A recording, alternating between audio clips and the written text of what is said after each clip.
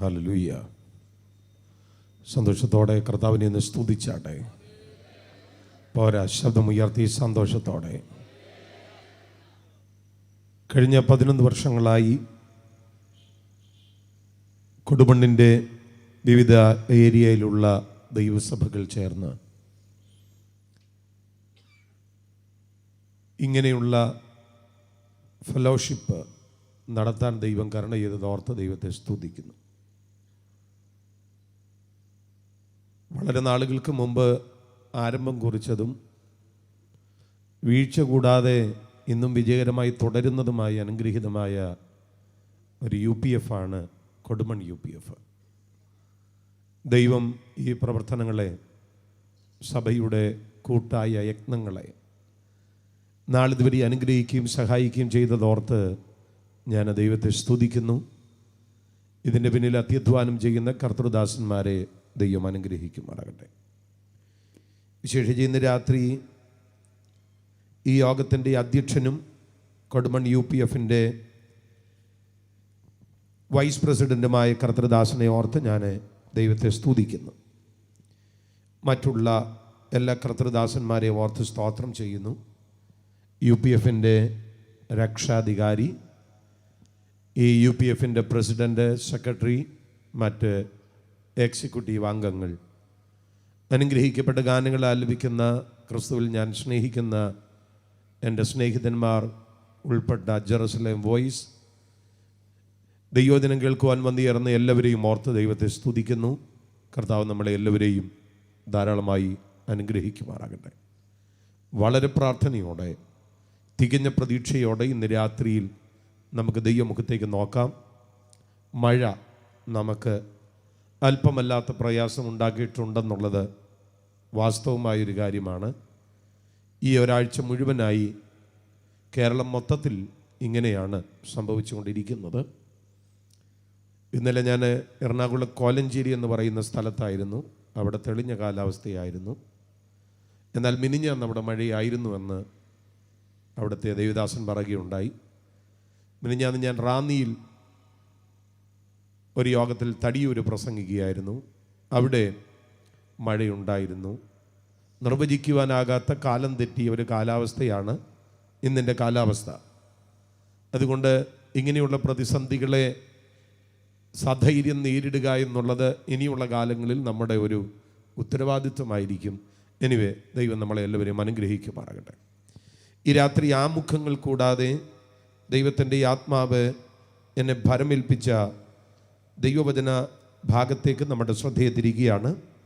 നമ്മുടെ സവിശേഷമായ ചിന്തയ്ക്കായി 2 കൊരിന്ത്യർ ലേഖനം 6-ാം അധ്യായം അതിൻ്റെ 2-ാമത്തെ വാക്യം ഇവിടെ കർത്തൃദാസൻ വായിക്കുന്നു. 2 കൊരിന്ത്യർ ലേഖനം 6-ാം അധ്യായം അതിൻ്റെ 2-ാമത്തെ വാക്യം. പ്രസാദകാലത്ത് ഞാൻ നിനക്ക് ഉത്തരമരുളി, പ്രസാദകാലത്ത് ഞാൻ നിനക്ക് ഉത്തരമരുളി. രക്ഷാദിവസത്തിൽ ഞാൻ നിന്നെ സഹായിച്ചു, രക്ഷാദിവസത്തിൽ ഞാൻ നിന്നെ സഹായിച്ചു എന്ന് അവൻ അരുളി ചെയ്യുന്നുവല്ലോ, എന്ന് അവൻ അരുളി ചെയ്യുന്നുവല്ലോ. ഒന്നുകൂടെ ആ വാക്യം നമുക്കൊരുമിച്ച് വായിക്കാം. എല്ലാവരും കൂടെ ചേർന്ന വാക്യം വായിച്ചാട്ടെ. പ്രസാദകാലത്ത് ഞാൻ നിനക്ക് ഉത്തരമരുളി, രക്ഷാദിവസത്തിൽ ഞാൻ നിന്നെ സഹായിച്ചു എന്ന് അവൻ അരുളി ചെയ്യുന്നുവല്ലോ. ഇപ്പോളാകുന്നു സുപ്രസാദകാലം, ഇപ്പോളാകുന്നു രക്ഷാദിവസം. ഒരു നിമിഷം നമ്മുടെ കണ്ണുകളെ കർത്തൃസന്നിധിയിൽ അടയ്ക്കാം. നമ്മുടെ ഹൃദയങ്ങളെ ഇന്ന് രാത്രി കർത്താവിൻ്റെ മുൻപാകെ ഏറ്റുപറയാം. നമ്മുടെ കണ്ണുകൾ അടച്ച് ഹൃദയങ്ങളെ തുറന്ന് കർത്താവിൻ്റെ സന്നിധിയിൽ കർത്താവിന് നന്ദി പറഞ്ഞു തുടങ്ങിയാട്ടെ. ആരും മധുരം പൂട്ടി മൗനമായിരിക്കരുത്. ഇന്ന് രാത്രി ഹൃദയങ്ങളെ ഏകാഗ്രമാക്കി ചില മിനിറ്റുകൾ ഒരുമിച്ച് കർത്താവിന് നന്ദി പറഞ്ഞു തുടങ്ങിയാട്ടെ. ഇരുട്ടിൻ്റെ ആധിപത്യങ്ങളെ തകർക്കുന്ന ദൈവത്തിൻ്റെ സാന്നിധ്യം, പൈശാചിക മണ്ഡലങ്ങളെ അഴിക്കുന്ന ദൈവത്തിൻ്റെ മഹത്വം, അവിടുത്തെ വല്ലഭത്വം ഇന്ന് രാത്രി നമ്മുടെ ഈ ഗ്രൗണ്ടിൽ ഇറങ്ങി വ്യാപരിക്കപ്പെടുവാൻ എല്ലാ കണ്ണുകളും അടച്ച് എല്ലാ അധരങ്ങളും തുറന്ന് ഇന്ന് രാത്രി ശക്തിയോടെ ദൈവത്തെ സ്തുതിച്ച് തുടങ്ങിയാട്ടെ. ഈ രാത്രിയിൽ നാം ആത്മനിറവിൽ ആരാധിക്കുമ്പോൾ ആത്മമണ്ഡലത്തെ മലീമസമാക്കത്തക്ക വിധത്തിൽ വ്യാപരിക്കുന്ന പൈശാചിക ആധിപത്യങ്ങൾ അതിൻ്റെ അടിവേര് തകർന്ന് ഇളകി മാറുന്നത് പോലെ ദൈവശക്തി നമ്മുടെ നടുവിൽ വ്യാപരിക്കും. ചിലരുടെ ചിന്താഗതികളെ ഇന്ന് രാത്രിയിൽ പരിശുദ്ധാത്മാവ് മാറ്റാൻ പോകുകയാണ്. വിശ്വസിക്കുന്ന പ്രിയപ്പെട്ടവർ, ആത്മനിറം അനുഭവിക്കുന്ന പ്രിയപ്പെട്ടവർ, കണ്ണുകൾ അടച്ച് അതരങ്ങളെ തുറന്ന് ചില മിനിറ്റുകൾ കർത്താവിനോട് സംസാരിച്ചാട്ടെ. അന്യഭാഷയിൽ ആരാധിക്കുവാൻ കൃപ ലഭിച്ചവർ ഈ രാത്രി ആ കരങ്ങൾ അടിച്ച് ശക്തിയോടെ ദൈവത്തെ സ്തുതിച്ചു തുടങ്ങിയാട്ടെ. ശക്തിയോടെ ദൈവത്തെ സ്തുതിച്ചു തുടങ്ങിയാട്ടെ. നമ്മൾ വചനത്തിൽ വായിക്കുന്നു, നാം മിണ്ടാതിരുന്നാൽ ഈ കല്ലുകൾ ആർക്കും. ഇന്ന് രാത്രി നാം മിണ്ടാതിരിക്കേണ്ടുന്ന രാത്രിയല്ല, ഇത് നമ്മൾ പ്രതികരിച്ച് തുടങ്ങേണ്ടുന്ന രാത്രിയാണ്. ആത്മാവിൽ ആ കരങ്ങൾ അടിച്ച് ശക്തിയോടെ ഈ രാത്രി ജനം ദൈവത്തെ ആരാധിച്ചാട്ടെ. ദൈവത്തെ ആരാധിച്ചാട്ടെ. യേശുവിൻ്റെ നാമത്തിൽ ഈ പ്രാരംഭ സമയത്ത് ദൈവത്തിൻ്റെ മഹത്വം നമ്മുടെ നടുവിൽ വ്യാപരിക്കട്ടെ. ഈ പ്രാരംഭ സമയത്ത് ദൈവത്തിൻ്റെ ശക്തി നമ്മുടെ നടുവിൽ വ്യാപരിക്കട്ടെ. നമ്മുടെ ചിന്താഗതികളെ വഴിതിരിച്ചു വിടത്തക്ക വിധത്തിൽ ദൈവത്തിൻ്റെ ആത്മാവ് ശക്തിപൂർവ്വം ഇടപെടട്ടെ. ഒരുമിച്ച് പ്രാർത്ഥിച്ചാട്ടെ. വചന ശുശ്രൂഷയ്ക്ക്, അതിൻ്റെ വെളിപ്പാടുകളുടെ ഒഴുക്കിനെതിരെ, അതിൻ്റെ ലഭ്യതയ്ക്കെതിരെ വ്യാപരിക്കുന്ന ദേശത്തിൻ്റെ അന്ധകാര ശക്തികൾ, ദേശത്തിൻ്റെ തേർവാഴ്ചകൾ ഈ രാത്രി വചനത്തിന് മുൻപാകെ കീഴടങ്ങപ്പെടാൻ, ദൈവത്തിൻ്റെ മഹത്വം അവിടുത്തെ തീവ്രതയോടുകൂടെ നമ്മുടെ നടുവിൽ വ്യാപരിക്കപ്പെടുവാൻ ആത്മാവിൽ ഒരുമിച്ച് സ്തോത്രം ചെയ്ത് ഒരുമിച്ച് എല്ലാവരും താങ്ക് യു ജീസസ്. അറുക്കപ്പെട്ട കുഞ്ഞാടിന് മഹത്വം. Thank you Jesus. എല്ലാവരും ചേർന്ന് സ്തോത്രം ചെയ്താട്ടെ. ഞങ്ങളുടെ പ്രിയ പിതാവേ, ഞങ്ങൾ അവിടുത്തെ മുഖത്തേക്ക് നോക്കുന്നു. അവിടുത്തെ സാന്നിധ്യം ഞങ്ങളുടെ നടുവിൽ വ്യാപരിക്കിയാൽ സ്തോത്രം. ഈ ജനത്തെ ദൈവം അനുഗ്രഹിക്കണമേ. വചനത്തിൻ്റെ വാതിലുകളെ തുറക്കണമേ. തിരുവെഴുത്തുകളെ തിരിച്ചറിയാൻ അവിടുത്തെ നിറവും ബുദ്ധിയുടെ പ്രകാശനവും ഞങ്ങളിൽ വെളിപ്പെടുത്തുമാറാകണമേ. സ്വർഗം ഞങ്ങളെ ഏകാഗ്രതയോടെ ഇരുത്തണമേ. അവിടുത്തെ സാന്നിധ്യമോദം ഞങ്ങൾക്ക് നൽകണമേ. ഈ അന്തരീക്ഷം മുഴുവൻ അവിടുത്തെ രക്തത്താൽ ശുദ്ധീകരിക്കപ്പെടട്ടെ. അവിടുത്തെ ദൂതന്മാരെ ഇന്ന് രാത്രി ഞങ്ങളുടെ നടുവിലേക്ക് അങ്ങ് അയക്കുമാറാകണമേ. സ്വർഗം അത് ചെയ്യും, യേശുവിൻ നാമത്തിൽ തന്നെ. സന്തോഷത്തോടെ കരങ്ങൾ ഉയർത്തി ഒരിക്കൽ കൂടി ദൈവത്തെ സ്തുതിച്ചാട്ടെ. കർത്താവ് നമ്മെ അനുഗ്രഹിക്കുമാറാകട്ടെ. ഇന്ന് രാത്രിയിൽ നമ്മുടെ സവിശേഷമായ ചിന്തയ്ക്കായി നമ്മൾ വായിച്ചത് 2 കൊരിന്ത്യർ ലേഖനം 6-ാം അധ്യായം 2-ാമത്തെ വാക്യമാണ്. എന്താണ് എഴുതിയിരിക്കുന്നത്? പ്രസാദകാലത്ത് ഞാൻ നിനക്ക് ഉത്തരമരുളി, രക്ഷാദിവസത്തിൽ ഞാൻ നിന്നെ സഹായിച്ചു എന്ന് അവൻ അരുളി ചെയ്യുന്നുവല്ലോ. ഇപ്പോൾ ആകുന്നു സുപ്രസാദകാലം, ഇപ്പോൾ ആകുന്നു രക്ഷാ ദിവസം. നമുക്കറിയാം, ധന്യനായ പൗലോസ്ലിഹയുടെ തൂലികത്തുമ്പിലൂടെ പരിശുദ്ധാത്മാവ് പുതിയ നിയമസഭയ്ക്ക് നൽകിയ ഈടുറ്റ തികവുറ്റ ലേഖനങ്ങൾ 14 ഈ 14 ലേഖനങ്ങളിൽ പ്രഥമ ഗണത്തിൽ നമ്മൾ കാണുന്ന ലേഖനങ്ങളാണ് റോമാലേഖനവും 1-2 കൊരിന്ത്യർ ലേഖനങ്ങളും ഗലാത്യ ലേഖനങ്ങളും. ഈ ലേഖനങ്ങൾക്ക് വിഷയക്രമത്തിൽ ഒരു ഹെഡിങ് കൊടുത്താൽ ഇവ രക്ഷാതത്വശാസ്ത്ര ലേഖനങ്ങൾ എന്നാണ് പൊതുവിൽ വിളിക്കപ്പെടുന്നത്. എന്ന് പറയുമ്പോൾ രക്ഷയുടെ ആവശ്യകത, രക്ഷിക്കപ്പെട്ടവൻ്റെ പദവി, രക്ഷിക്കപ്പെട്ടവൻ്റെ ഭാവി ഇത്യാദി കാര്യങ്ങൾ ഈ ലേഖനങ്ങൾ കൃത്യമായി വിശദീകരിക്കുകയാണ്. ഒന്നും കൂടെ പറഞ്ഞാൽ, രക്ഷയെ സംബന്ധിച്ച് പഠനം നടത്തുവാൻ കൊതിക്കുന്ന ഏതെങ്കിലും ഒരു വ്യക്തി ഉണ്ടെങ്കിൽ ആ വ്യക്തിക്ക് രക്ഷാസംബന്ധമായ പഠനം നടത്താൻ ഈ ലേഖനങ്ങളെ കൂടാതെ കഴിയത്തില്ല. റോമാലേഖനം അതിൽ വളരെ വലിയ പങ്ക് വഹിക്കുന്നുണ്ട്. അതുപോലെ തന്നെയാണ് കൊരിന്ത്യർ ലേഖനം.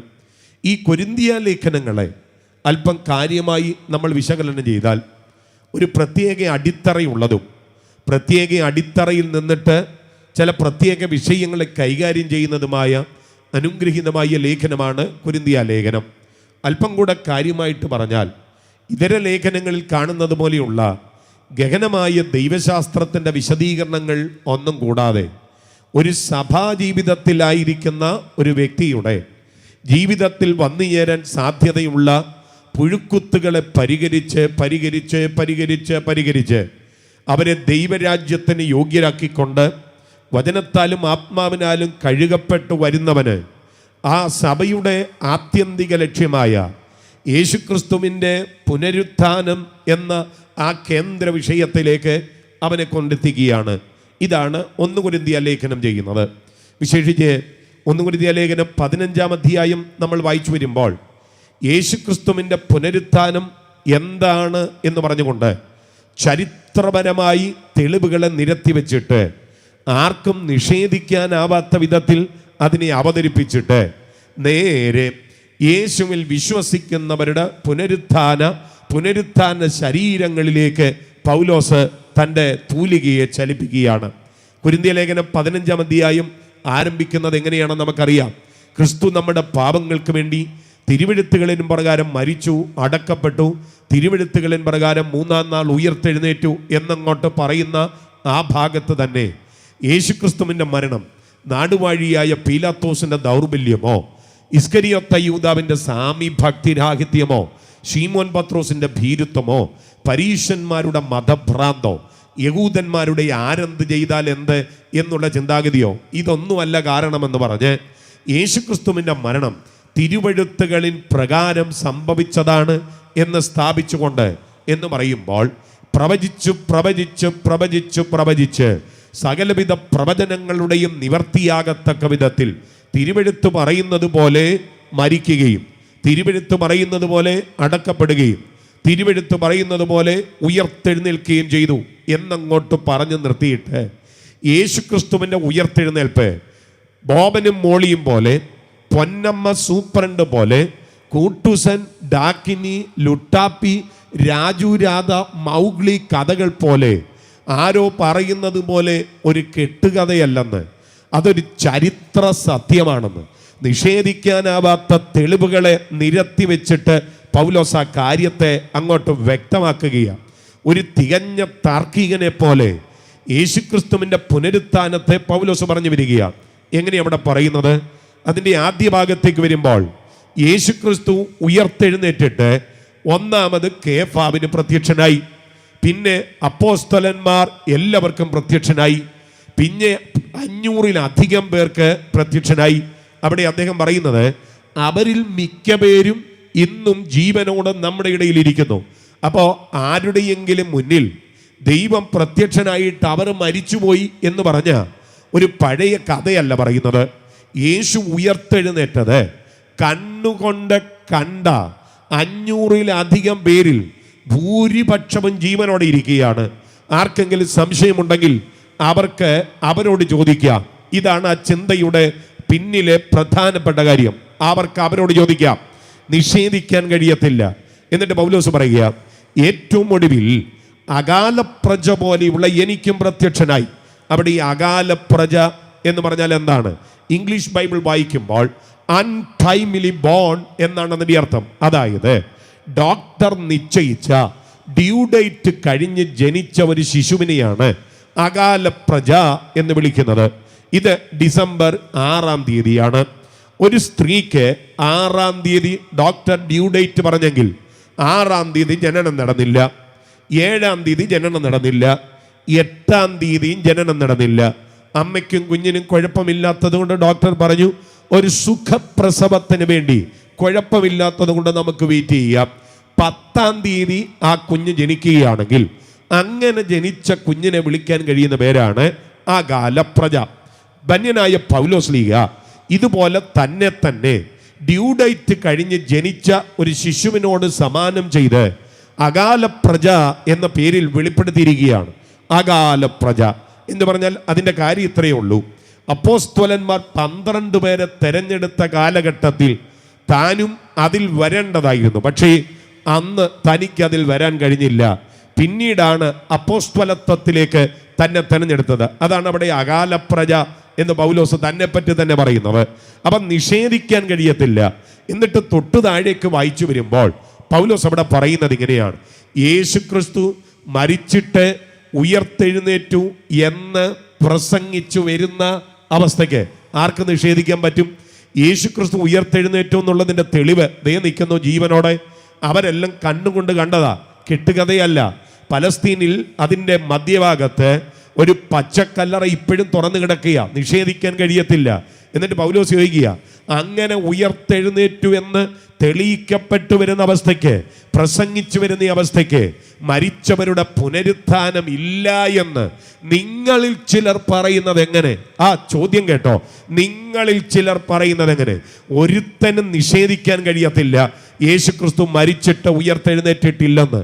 അതുകൊണ്ട് ഞങ്ങൾ പാടുന്ന ഒരു തമിഴ് പാട്ടുണ്ട്, പുരീത പുരീത രഹസ്യം പുരീത തെരീത തെരീത രഹസ്യം തെരീത.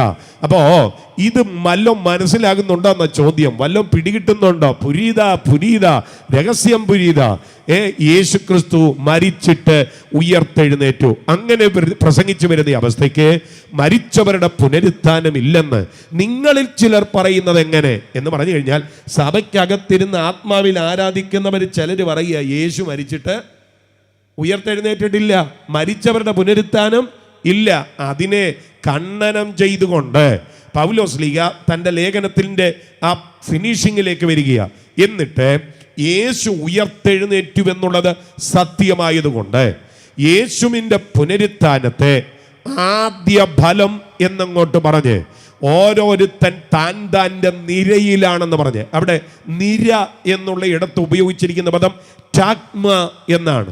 ടാക്മ എന്ന വാക്കിൻ്റെ അർത്ഥം റാങ്ക് എന്നാണ്. ഓരോരുത്തൻ താൻ്റെ റാങ്കിലാണ്. അതിൽ ആദ്യത്തെ റാങ്ക്, ആദ്യ ഫലം, ആദ്യത്തെ ആള് കർത്താവ് യേശു ക്രിസ്തുവാണ്. യേശു ആദ്യ ഫലമായതുകൊണ്ട്, യേശു ഉയർത്തെഴുന്നേറ്റത് കൊണ്ട് യേശുവിൽ വിശ്വസിക്കുന്ന സകലർക്കും ഒരു ഉയർപ്പുണ്ട്. മനസ്സിലാകുന്നവർ കരം ഉയർത്തി കർത്താവിനെ ഇന്ന് സ്തുതിച്ചാട്ടെ. എന്നിട്ട് കാര്യങ്ങളെ കൃത്യമായിട്ട് അവതരിപ്പിക്കുന്നത്, അവരുടെ ഉയർപ്പ്, ഉയർപ്പിൻ്റെ വിധം, അവരുടെ പുനരുത്ഥാന ശരീരം, അതിൻ്റെ സവിശേഷത, അതിൻ്റെ പ്രത്യേകത, ഇതെല്ലാം പറഞ്ഞ് ഒന്നാം അധ്യായം 1-ാം ലേഖനം അവസാനിപ്പിക്കുകയാണ്. എന്നിട്ട് 2-ാം ലേഖനത്തിലേക്ക് വരിക. ആ 2-ാം ലേഖനത്തിൽ പൗലോസ് പറയുന്ന ചില കാര്യങ്ങളുണ്ട്. ലേഖനത്താൽ ഞാൻ നിങ്ങളെ ദുഃഖിപ്പിച്ചുവെങ്കിലും, ഏത് ലേഖനം? 1-ാം ലേഖനത്താൽ ഞാൻ നിങ്ങളെ ദുഃഖിപ്പിച്ചു. അപ്പോ ലേഖനത്താൽ, വചനത്താൽ സംഭവിക്കുന്ന ദുഃഖം അത് ആത്മീക വളർച്ചയിൽ നിർണായകമാണ്. ദൈവവചനം കേൾക്കുമ്പോൾ എന്നെ കുത്തി പ്രസംഗിച്ചെന്നാണ് ആർക്കെങ്കിലും തോന്നുന്നതെങ്കിൽ നിനക്കെന്തോ ആത്മീക വളർച്ചയുടെ പടവുകളിൽ പ്രശ്നമുണ്ടെന്ന് ചിന്തിച്ചോണം കേട്ടോ. വചനത്താൽ ദുഃഖമുണ്ടാകണം. അങ്ങനെ സംഭവിക്കുന്ന ദുഃഖം അനുതാപം വരാത്ത മാനസാന്തരത്തെ രക്ഷയിലേക്ക് കൊണ്ടുവരുമെന്ന് 7-ാം അധ്യായത്തിൽ പറയുന്നുണ്ട്. അപ്പോൾ 1-ാം ലേഖനം ദുഃഖിപ്പിക്കുന്നതാണെങ്കിൽ 2-ാം ലേഖനം ദുഃഖിപ്പിച്ചവരെ ആശ്വസിപ്പിക്കുന്ന ലേഖനമാണ്.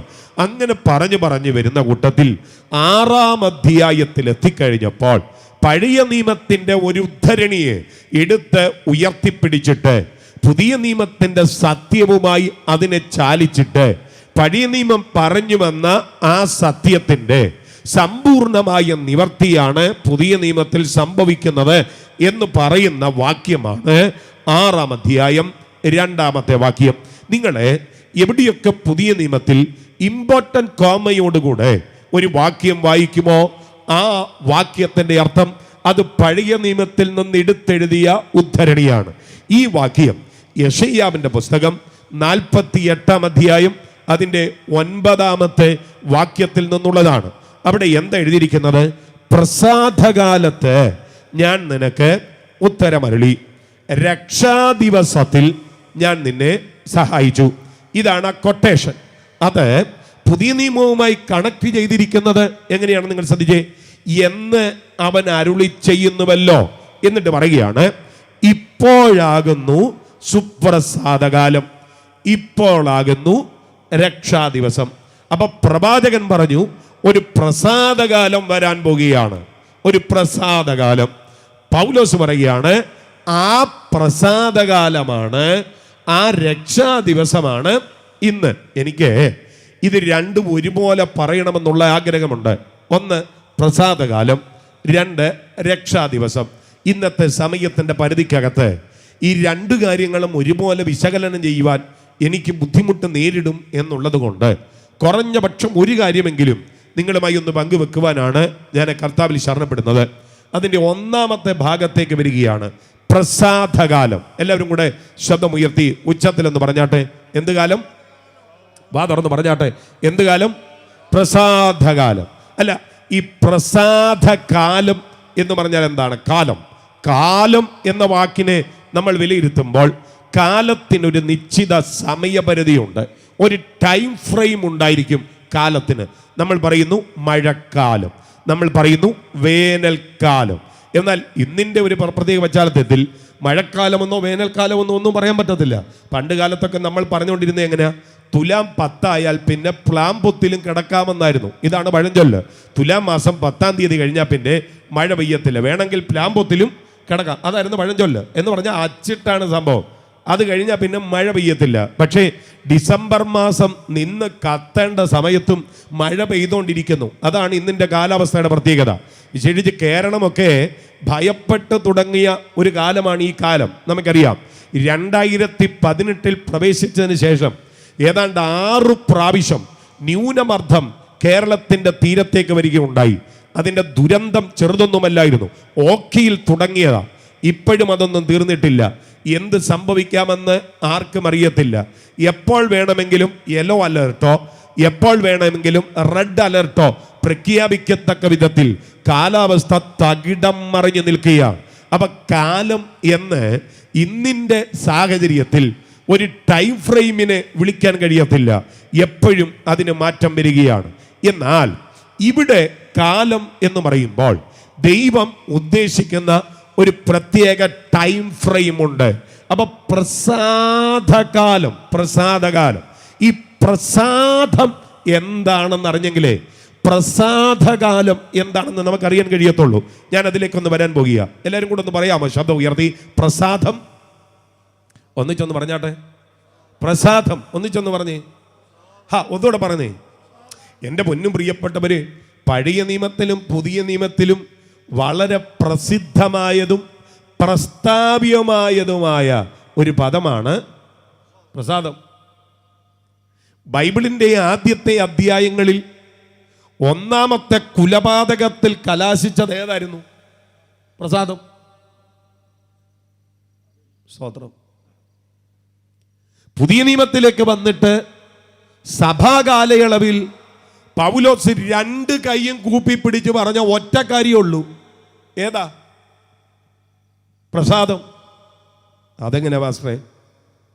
സഹോദരന്മാരെ, ഞാൻ ദൈവത്തിൻ്റെ മനസ്സലിവ് ഓർപ്പിച്ച് നിങ്ങളെ പ്രബോധിപ്പിക്കുന്നത്, നിങ്ങൾ ബുദ്ധിയുള്ള ആരാധനയായി നിങ്ങളുടെ ശരീരങ്ങളെ ജീവനും വിശുദ്ധിയും ദൈവത്തിന് പ്രസാദമുള്ള യാഗവുമായി സമർപ്പിച്ചുകൊള്ളുവീൻ. അടുത്തത്, ഈ ലോകത്തിന്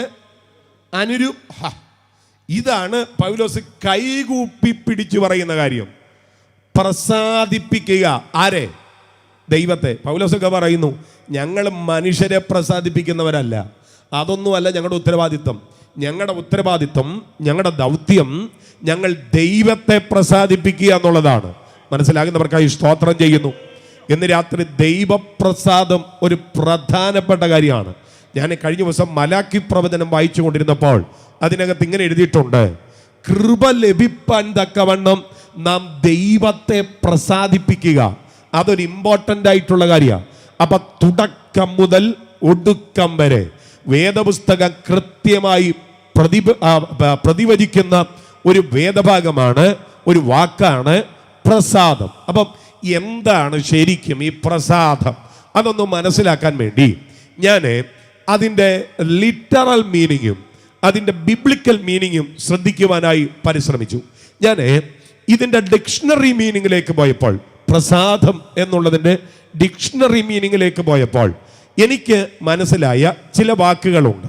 1 ഫേവർ, 2 അപ്രൂവൽ, 3 അക്സെപ്റ്റൻസ്, 4 മെഴ്സി. ഇതിൽ എനിക്ക് ഏറ്റവും ഇഷ്ടപ്പെട്ട 3 പദമാണ്. 1 ദൈവത്തിൻ്റെ ഫേവർ, 2 ദൈവത്തിൻ്റെ അക്സെപ്റ്റൻസ്, 3 ദൈവത്തിൻ്റെ അപ്രൂവൽ. അപ്പൊ ദൈവം എന്നിൽ പ്രസാദിച്ചു എന്ന് പറഞ്ഞാൽ അതിൻ്റെ അർത്ഥം എന്നാ? ദൈവം എന്നെ അപ്രൂവ് ചെയ്തെന്നാണ് അതിൻ്റെ അർത്ഥം. ദൈവം എന്നിൽ പ്രസാദിച്ചു എന്ന് പറഞ്ഞാൽ എന്താണ് അതിൻ്റെ അർത്ഥം? ദൈവം എന്നെ അക്സെപ്റ്റ് ചെയ്തു എന്നാണ് അതിൻ്റെ അർത്ഥം. ദൈവം എന്നെ പ്രസാദിച്ചു എന്ന് പറഞ്ഞാൽ അതിൻ്റെ അർത്ഥം എന്നാ? ദൈവത്തിന് എന്നോട് ഫേവർ ഉണ്ടായി എന്നാണ് അതിൻ്റെ അർത്ഥം.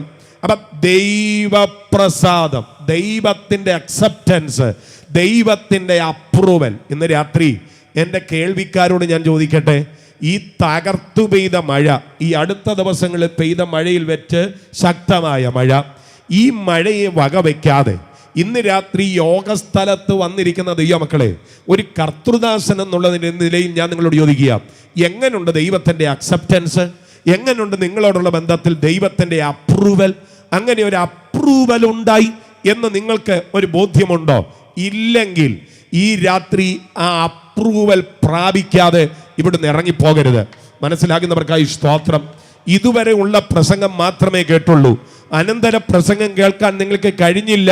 എന്നിരുന്നാലും ഇന്ന് രാത്രി എനിക്ക് സങ്കടമൊന്നുമില്ല. കാരണം ഒരാളെങ്കിലും ദൈവത്തിൻ്റെ അപ്രൂവലിനെ കുറിച്ച് ചിന്തിച്ചാൽ, ഒരാളെങ്കിലും ദൈവത്തിൻ്റെ അക്സെപ്റ്റൻസിനെ കുറിച്ച് ചിന്തിച്ചാൽ ഇന്ന് രാത്രിയിലെ പ്രസംഗം ധന്യമായി കഴിഞ്ഞു. മനസ്സിലാകുന്നവർക്ക് ഞാൻ സ്തോത്രം ചെയ്യുന്നു. അതിലെ ഈ ദൈവം പ്രസാദിച്ചു എന്ന് പറയുന്നതും ദൈവത്തെ പ്രസാദിപ്പിച്ചു എന്ന് പറയുന്നതും തമ്മിൽ വലിയ വ്യത്യാസമുണ്ട്. കേട്ടോണേ, ദൈവം പ്രസാദിച്ചു, രണ്ട് ദൈവത്തെ പ്രസാദിപ്പിച്ചു. ദൈവം പ്രസാദിച്ചെങ്കിൽ ഞാൻ ഒന്നും ചെയ്തിട്ട് പ്രസാദിച്ചതല്ല, ദൈവത്തിന് എന്നോട് തോന്നിയ എന്തോ ഒരു ഇഷ്ടം. അങ്ങനെ ഇഷ്ടം തോന്നിയ പലരുണ്ട് ഇല്ലേ? ഇരമ്യാവൊക്കെ അമ്മയുടെ ഉദരത്തിൽ കിടന്നപ്പോൾ തന്നെ കർത്താവ് പറഞ്ഞു, നീ നിന്റെ അമ്മയുടെ ഉദരത്തിൽ ഉരുവാകുന്നതിന് മുൻപേ ഞാൻ നിന്നെ അറിഞ്ഞു, ഞാൻ നിന്നെ ശുദ്ധീകരിച്ചു, ഞാൻ നിന്നെ പ്രവാചകനായി നിയമിച്ചു. എപ്പോ? നീ ഉരുവാകുന്നതിന് മുൻപേ. എന്തെങ്കിലും പ്രാർത്ഥിച്ചിട്ടാണോ? അല്ല. എന്തെങ്കിലും ചെയ്തിട്ടാണോ? അല്ല. എന്തെങ്കിലും പറഞ്ഞിട്ടാണോ? അല്ല. എന്തെങ്കിലും പ്രത്യേക സ്വഭാവം ഉണ്ടായിട്ടാണോ? അല്ല. ചിലർ ജനിക്കുന്നതിന് മുൻപേ അങ്ങനെയുള്ള ദൈവത്തിൻ്റെ പ്രസാദത്തിന് പാത്രീഭൂതരാണ്. ഇന്ന് രാത്രിയിൽ ജനിക്കുന്നതിന് മുൻപേ ഉണ്ടാകുന്ന പ്രസാദത്തിൽ നമുക്കിനി ഇടപെടാൻ കഴിയത്തില്ല. അത് നിക്കോദിമോസ് പറഞ്ഞതുപോലെയാ, ഞാൻ വൃദ്ധനായ ശേഷം അമ്മയുടെ ഉദരത്തിൽ കടന്ന് വീണ്ടും ജനിക്കുന്നത് എങ്ങനെ? ഇനി അമ്മയുടെ ഉദരത്തിൽ കയറി ഒന്നുകൂടെ ദൈവപ്രസാദം വാങ്ങാൻ നമുക്ക് കഴിയത്തില്ല. ആ കാലം കഴിഞ്ഞു. പിന്നെ ഇത് ഇരമ്യാവിൽ മാത്രമല്ല കേട്ടോ, ഇത് റോമാലേഖനം 9-ാം അധ്യായം വായിക്കുമ്പോൾ യാക്കോബിനോടും യേശാവിനോടുമുള്ള ബന്ധത്തിൽ കർത്താവ് പറഞ്ഞിട്ടുണ്ട്. അവിടെ എന്താ എഴുതിയിരിക്കുന്നത്? അമ്മച്ചി കുഞ്ഞുങ്ങൾ വയറ്റി കിടന്ന് തിക്കിയപ്പോൾ സങ്കടം മൂത്ത് പ്രാർത്ഥിക്കാൻ പള്ളി കയറി എന്നാണ് അവിടെ എഴുതിയിരിക്കുന്നത്. ഹല്ലേലൂയ, സ്തോത്രം. ഇത്രയും വലിയ സങ്കടം വരാനുള്ള കാര്യം എന്നാന്ന് എനിക്ക് മനസ്സിലാകുന്നില്ല. ഞാനും 2 കുഞ്ഞുങ്ങളുടെ അപ്പനാണ്. സ്തോത്രം. ഈ ഒരുമാതിരി ബുദ്ധിമുട്ടൊക്കെ നമുക്ക് മനസ്സിലാകും. പക്ഷെ ഞാൻ ജീവിക്കുന്നത് എന്തിനാന്നും പറഞ്ഞ് പുള്ളിക്കാരി പോയത് എന്തിനാന്ന് എനിക്ക് ഇതുവരെ മനസ്സിലായില്ല. ഒന്നുകിൽ അതുപോലെ സഹിക്കാൻ മേലാത്ത ചവിട്ട്, എന്നാലും നമുക്ക് ഊഹിക്കാം എന്തോ ചവിട്ടി കാണുമെന്ന്. എന്തായാലും അങ്ങനെ ഒരു പ്രാർത്ഥന അമ്മച്ചി നടത്തി. അന്ന് പ്രാർത്ഥിക്കാൻ ചെന്നിരുന്നപ്പോൾ കർത്താവ് പറഞ്ഞു, സ്തോത്രം, നിന്റെ ഉദരത്തിൽ 2 ജാതികളുണ്ട്, അതിൽ മൂത്തവൻ ഇളയവനെ സേവിക്കും. അത് ഓൾഡ് ടെസ്റ്റ്മെന്റ് വേർഷനാണ്. എന്നാൽ ന്യൂ ടെസ്റ്റ്മെന്റ് വേർഷനിൽ എന്താ എഴുതിയിരിക്കുന്നതെന്നറിയോ? കുട്ടികൾ ജനിക്കുകയോ ഗുണമാകട്ടെ ദോഷമാകട്ടെ, കണ്ടോ ആ പാദം കൂടി ശ്രദ്ധിക്കോ, ഗുണമാകട്ടെ ദോഷമാകട്ടെ വല്ലതും തെരഞ്ഞെടുക്കുകയോ ചെയ്യുന്നതിന് മുൻപ് പ്രവർത്തികൾ നിമിത്തമല്ല, വിളിച്ചവന്റെ ഇഷ്ടം നിമിത്തം. അപ്പൊ ചിലരിൽ ജനനം മുൻപേ ദൈവം പ്രസാദിക്കാനുള്ള കാരണം എന്താണെന്ന് ചോദിച്ചാൽ വിളിച്ചവന്റെ ഇഷ്ടം. Glory, glory. ഈ രാത്രി നമ്മുടെ അങ്ങനെ ഒരു കാലം കഴിഞ്ഞു. പക്ഷേ ജനിക്കാനിരിക്കുന്ന മക്കൾക്ക് വേണ്ടി നമുക്ക് പ്രാർത്ഥിക്കാൻ പറ്റും. കർത്താവേ, ഈ ജനിക്കാനിരിക്കുന്ന കുഞ്ഞിനോട് നിനക്കൊരു ഇഷ്ടം തോന്നണേ ജീസസ്. അങ്ങനെയൊക്കെ പ്രാർത്ഥിക്കുന്നവരെ ഓർത്ത് ഞാൻ സ്തോത്രം ചെയ്യുന്നു. ജനിക്കാനിരിക്കുന്നവരോട് ദൈവത്തിനൊരിഷ്ടം. കർത്താവ് അങ്ങനെ പറഞ്ഞിട്ടുണ്ട്, ജനിപ്പാനിരിക്കുന്ന തലമുറയോട്. അങ്ങനെ ഒരു സംഭവമുണ്ട്, ജനിക്കാനിരിക്കുന്ന തലമുറ. പോട്ടെ, ഞാൻ ആ ഭാഗം പറഞ്ഞു വിട്ടെന്നേ ഉള്ളൂ. എന്നാൽ ജനിച്ച ശേഷം ദൈവത്തെ പ്രസാദിപ്പിച്ചത് ആരൊക്കെയാ? ഹാബേൽ ദൈവത്തെ പ്രസാദിപ്പിച്ചു. കയീനിലും അവൻ്റെ യാഗത്തിലും ദൈവം പ്രസാദിച്ചില്ല. കയീൻ്റെ യാഗത്തിൽ ദൈവം പ്രസാദിച്ചില്ലെന്നാണ് പറയുന്നതെങ്കിൽ അവൻ്റെ യാഗത്തിനകത്ത് എന്തോ പ്രശ്നം ഉണ്ടെന്ന് നമുക്ക് ചിന്തിക്കാമായിരുന്നു. ഇവിടെ കയീൻ്റെ യാഗത്തിൽ എന്നല്ല എഴുതിയിരിക്കുന്നത്, കയീനിലും അവൻ്റെ വഴിപാടിലും. അതൊരു പ്രധാനപ്പെട്ട കാര്യമാണ്. കയീനിലും അവൻ്റെ വഴിപാടിലും. ജെറുസലേം ബോയ്സ് ഞങ്ങൾ ഒരുമിച്ച് കഴിഞ്ഞ ആഴ്ചയിലും ഉണ്ടായിരുന്നു. ഈ ആഴ്ച ആദ്യത്തെ ദിവസം ജെറുസലേം ബോയ്സിൽ പാടുന്ന മറ്റൊരാളുമായിട്ട് ഞാൻ വേറൊരു സ്ഥലത്തുണ്ടായിരുന്നു. അപ്പോൾ ഞങ്ങൾ വളരെ സ്നേഹിക്കുന്ന സഹോദരന്മാരാണ് എല്ലാവരും തന്നെ. സ്തോത്രം. കുഞ്ഞുവനച്ചാൻ, സോജൻ പാസ്റ്റർ, അങ്ങനെ അങ്ങോട്ട് തുടങ്ങി എല്ലാവരും തന്നെ. സ്തോത്രം. പാസ്റ്റർ മനോജ്, സ്മിത്ത്, ഞങ്ങളെല്ലാം നല്ല ബന്ധമുള്ളവരാണ്. ഞാൻ അവരെ ഉദാഹരിച്ചൊരു കാര്യം പറയാം. സോജൻ പാസ്റ്ററൊക്കെ നന്നായിട്ട് പാടുന്ന ആളുകളാണ്. കുഞ്ഞുവനച്ചാനൊക്കെ നന്നായിട്ട് ആരാധിക്കുകയും വർഷങ്ങളായിട്ട് അവർ വേദിയിലുള്ളവരാണ്. അവർക്ക് ശ്രുതിയും താളവും മേളവും ഒക്കെ സമന്വയിപ്പിച്ച് പാടാനറിയാം. പക്ഷേ അവരുടെ പാട്ടിൻ്റെ താളമേള ശ്രുതി ലയങ്ങളിലല്ല ദൈവത്തിൻ്റെ പ്രസാദം. പാട്ടു ഭംഗിയായിരിക്കും, പക്ഷേ ദൈവപ്രസാദം പാട്ടിൻ്റെ അകത്തല്ല, പാടുന്ന വ്യക്തിയില്ല. ആദ്യം അവിടെ തുടങ്ങേണ്ടത്. Praise the Lord. സ്തോത്രം. ദൈവത്തെ മറന്നു കുഞ്ഞേ ജീവിക്കരുതേ.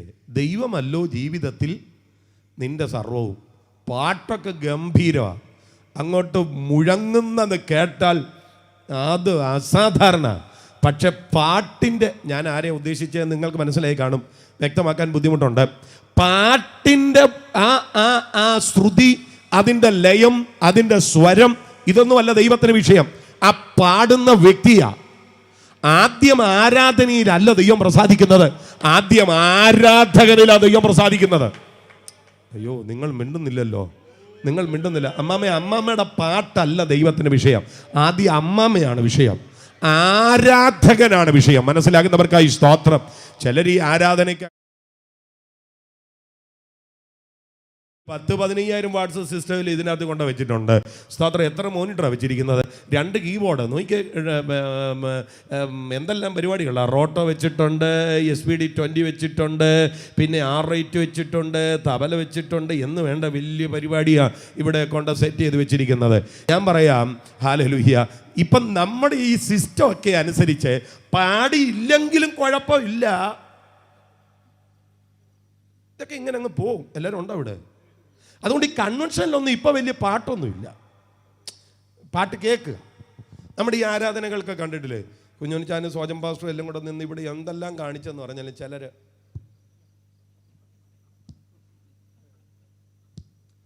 പിന്നെ അവരുടെ ആ നിയന്ത്രണം വിട്ടുപോയി കഴിഞ്ഞാൽ ഇത്രയേ ഉള്ളൂ സംഭവം. നമ്മൾ ചിന്തിക്കുന്ന ഇത് മതിയെന്ന. നിന്നോട് ആരാ പറഞ്ഞേ? യോഗത്തിന് വന്നതല്ല വലിയ വിഷയം. രാമൻ പറഞ്ഞാട്ടെ, ചെയർ നിറഞ്ഞിരിക്കാൻ 10 പേര് കൂടുന്നതല്ല വിഷയം. മഴ നനഞ്ഞും ചാറ്റൽ മഴ നനഞ്ഞ് ഇവിടെ വരെ വന്നോ, ഇതൊന്നും അല്ല വിഷയം. നീ എങ്ങനെയാ ഇരിക്കുന്നതെന്നുള്ളതാ വിഷയം. ആദ്യം ആരാധകനാ വിഷയം, പിന്നെയാ നിന്റെ ആരാധന. ആരാധകോ, നീ മര്യാദക്കല്ല ഇരിക്കുന്നെങ്കിൽ പിന്നെ നിന്റെ ആരാധന കൊണ്ട് എന്ത് കാര്യം? മനസ്സിലാകുന്നവർക്കായി സ്തോത്രം. 1 രൂപ തുട്ടിനു വേണ്ടി കരം നീട്ടിയിരിക്കുന്നവനല്ല ഇന്ന് രാത്രി എൻ്റെ കർത്താവ്. മനസ്സിലാകുന്നവർക്കായി സ്തോത്രം. സ്തോത്ര കാഴ്ചപാത്രത്തിൽ നീട്ടിക്കുത്തി ഒരു 100 രൂപ കാശ് അങ്ങോട്ട് ഇടുന്നത് കൊണ്ട് തൃപ്തനാകുന്നവനല്ല എൻ്റെ ദൈവം. നിന്റെ ചില്ലിക്കാശും എൻ്റെ കർത്താവിന് വേണ്ട, പക്ഷെ നീ ഒരു വിഷയമാണ്. മനസ്സിലാകുന്നവർക്കായി സ്തോത്രം. ഈ രാത്രി ദൈവത്തോട് പറയണം, കർത്താവേ, നിന്നെ പ്രസാദിപ്പിക്കാൻ എന്നെ സഹായിക്കണം. നാം കറക്റ്റ് ആകുമ്പോഴാണ് നമ്മുടെ ആരാധന കറക്റ്റ് ആകുന്നത്. നമ്മിൽ പ്രസാദിച്ചെങ്കിലേ നമ്മുടെ ആരാധനയിൽ ദൈവം പ്രസാദിച്ചു എന്ന് പറയാൻ കഴിയത്തുള്ളൂ. മനസ്സിലാകുന്നവരുണ്ടെങ്കിൽ ആത്മാവിൽ ദൈവത്തെ ഒന്ന് സ്തുതിച്ചാട്ടെ. ഞാൻ ഒത്തിരി നാളായിട്ട് ചിന്തിക്കുകയാണ്, ഈ നമ്മുടെ ഈ ആരാധനാലയങ്ങളിലൊക്കെ ഇപ്പം എന്തെല്ലാം സംവിധാനം ഉണ്ടല്ലേ, ഭയങ്കര പരിപാടികളല്ലേ. നമ്മുടെ ഈ ആരാധനാലയങ്ങളിലൊക്കെ ഈ ദൈവം പ്രസാദിച്ചോ പ്രസാദിച്ചില്ലയോ എന്നറിയാൻ വേണ്ടി എന്തെങ്കിലും ഒരു സംവിധാനം ഉണ്ടായിരുന്നെങ്കിലൊന്ന്. യോഗം കഴിഞ്ഞ് പുറത്തോട്ട് പോകുമ്പോൾ ആ ബായിക്കലെ വാതിലിൻ്റെ സൈഡിൽ എന്തെങ്കിലും ഒരു മിഷൻ ആ വിധത്തിൽ സെറ്റ് ചെയ്തായിരുന്നെങ്കിൽ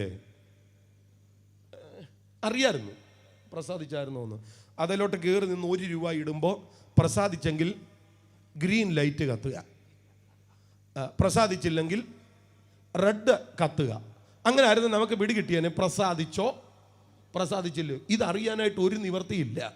കാഹളം ധ്വനിക്കുമ്പോൾ അത് കേൾക്കാൻ ഭാഗ്യം ഉണ്ടായാൽ അന്നറിയാം പ്രസാദിച്ചോ പ്രസാദിച്ചില്ലയോ എന്ന്.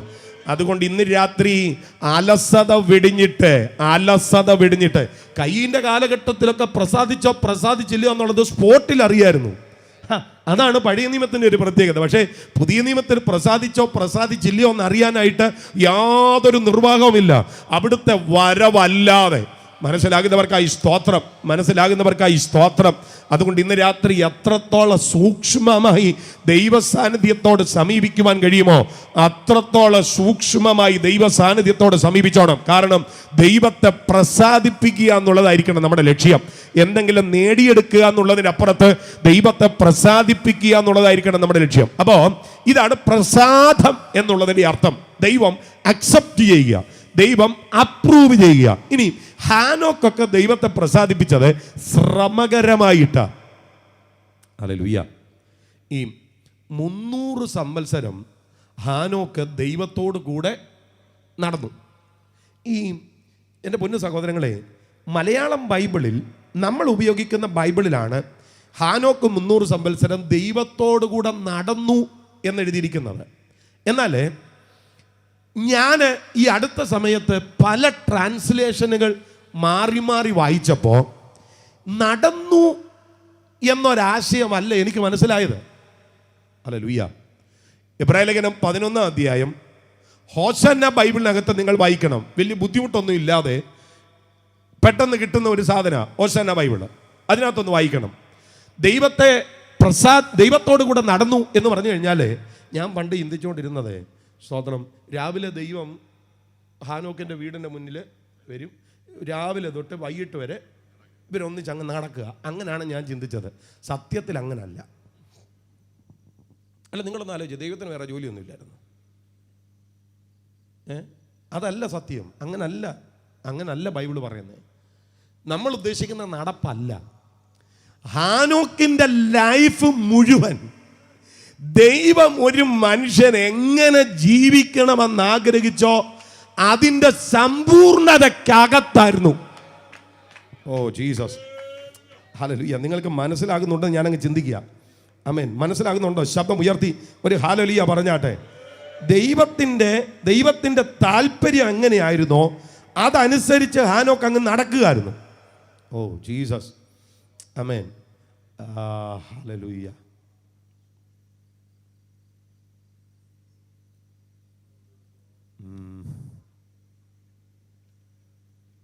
ഞാൻ ആ വാക്യം ഒന്ന് നോക്കിയാണ് ഹോശന്ന ബൈബിളിനകത്ത്.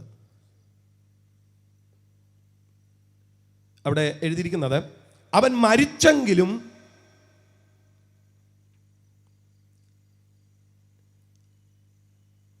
ഞാൻ നോക്കിക്കോട്ടെ. Thank you Jesus.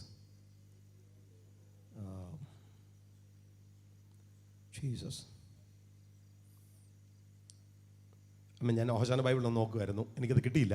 അപ്പോൾ ഹാനോക്ക് ദൈവത്തോടു കൂടെ നടന്നു എന്ന് പറയുമ്പോൾ, സ്തോത്രം, ഇങ്ങനെ ഒന്നും നടക്കുകയായിരുന്നില്ല. പകരം ഹാനോക്ക് ദൈവം എന്താഗ്രഹിച്ചോ ആ നിലയിൽ, ഞാൻ ഓർക്ക് എന്ത് സ്റ്റേബിളായിരുന്നെന്ന്. നമ്മുടെയൊക്കെ സഭകളിലൊക്കെ ഉണർവുണ്ടാകും. മൂത്ത മാനസാന്തരം 3 മാസം എന്ന് പറയുന്നത് പോലെയാണ്. വലിയ ഉണർവ് 2 മാസം കഴിയുമ്പോൾ തീർന്നു. പിന്നെ അങ്ങോട്ട് ചാരി ഒരച്ചാനിരിക്കും, ഇങ്ങോട്ട് ചാരി വേറൊരച്ചാനിരിക്കും. പിന്നെ ഇതുങ്ങളെ ഒന്ന് ഉണർത്തിയെടുക്കണ വലിയ പ്രയാസമാണ്. നമ്മുടെ ഉണർവുകളും നമ്മുടെ പ്രാർത്ഥനകളും ഒന്നും സ്റ്റേബിളായിരുന്നില്ല. പക്ഷേ അതിനെ അങ്ങനെ കൊണ്ടുപോകാൻ കഴിഞ്ഞു ഹാനോക്കിന്.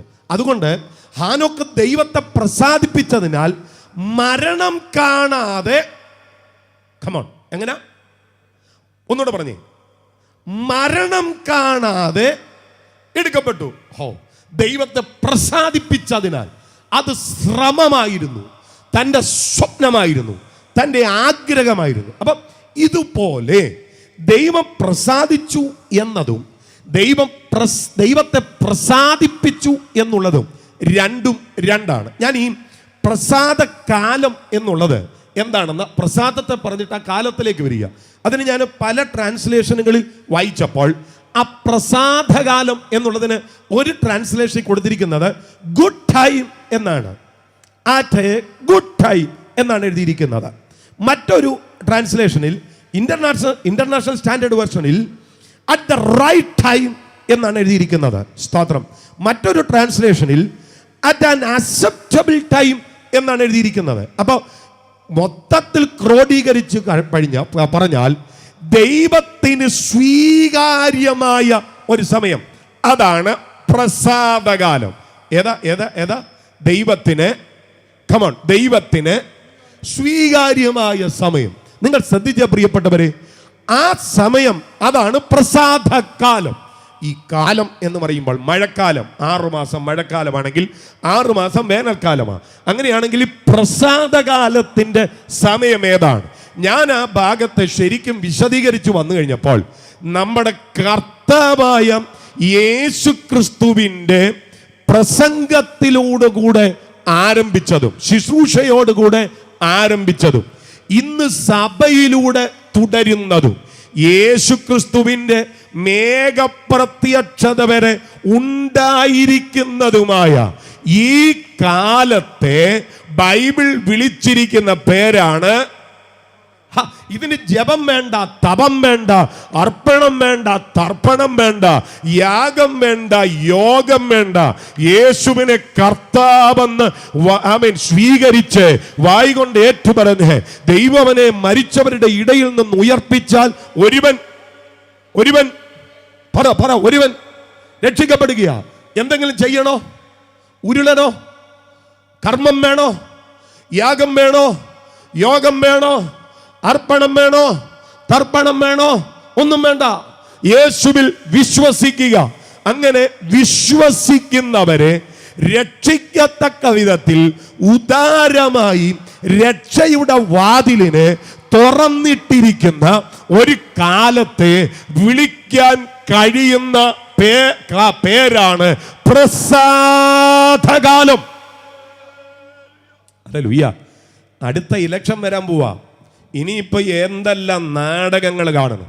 രാഷ്ട്രീയ പാർട്ടികൾ പ്രകടന പത്രികകൾ പുറത്തിറക്കാൻ പോകുക. അടുത്ത 5 വർഷം ഞങ്ങൾ അധികാരത്തിൽ വന്നാൽ എന്ത് ചെയ്യും? അതാണ് പ്രകടന പത്രിക. ഇതുപോലെ നമ്മുടെ കർത്താവായ യേശുക്രിസ്തുവിൻ്റെ അടുത്ത 3.5 വർഷത്തെ ശുശ്രൂഷയ്ക്കകത്ത് അവിടുന്ന് എന്താണ് ചെയ്യാൻ പോകുന്നത് എന്ന് പറയുന്ന ഒരു ഭാഗമുണ്ട്.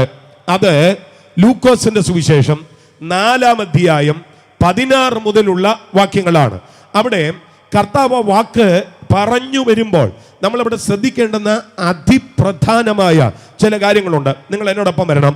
4-ാം അധ്യായം 16 മുതലുള്ള വാക്യങ്ങൾ. അവിടെ എന്താ എഴുതിയിരിക്കുന്നതെന്ന് അറിയാമോ? ബദ്ധന്മാർക്ക് അവൻ 16-ാം വാക്യം, അവൻ വളർന്ന നസ്രത്തിൽ വന്നു.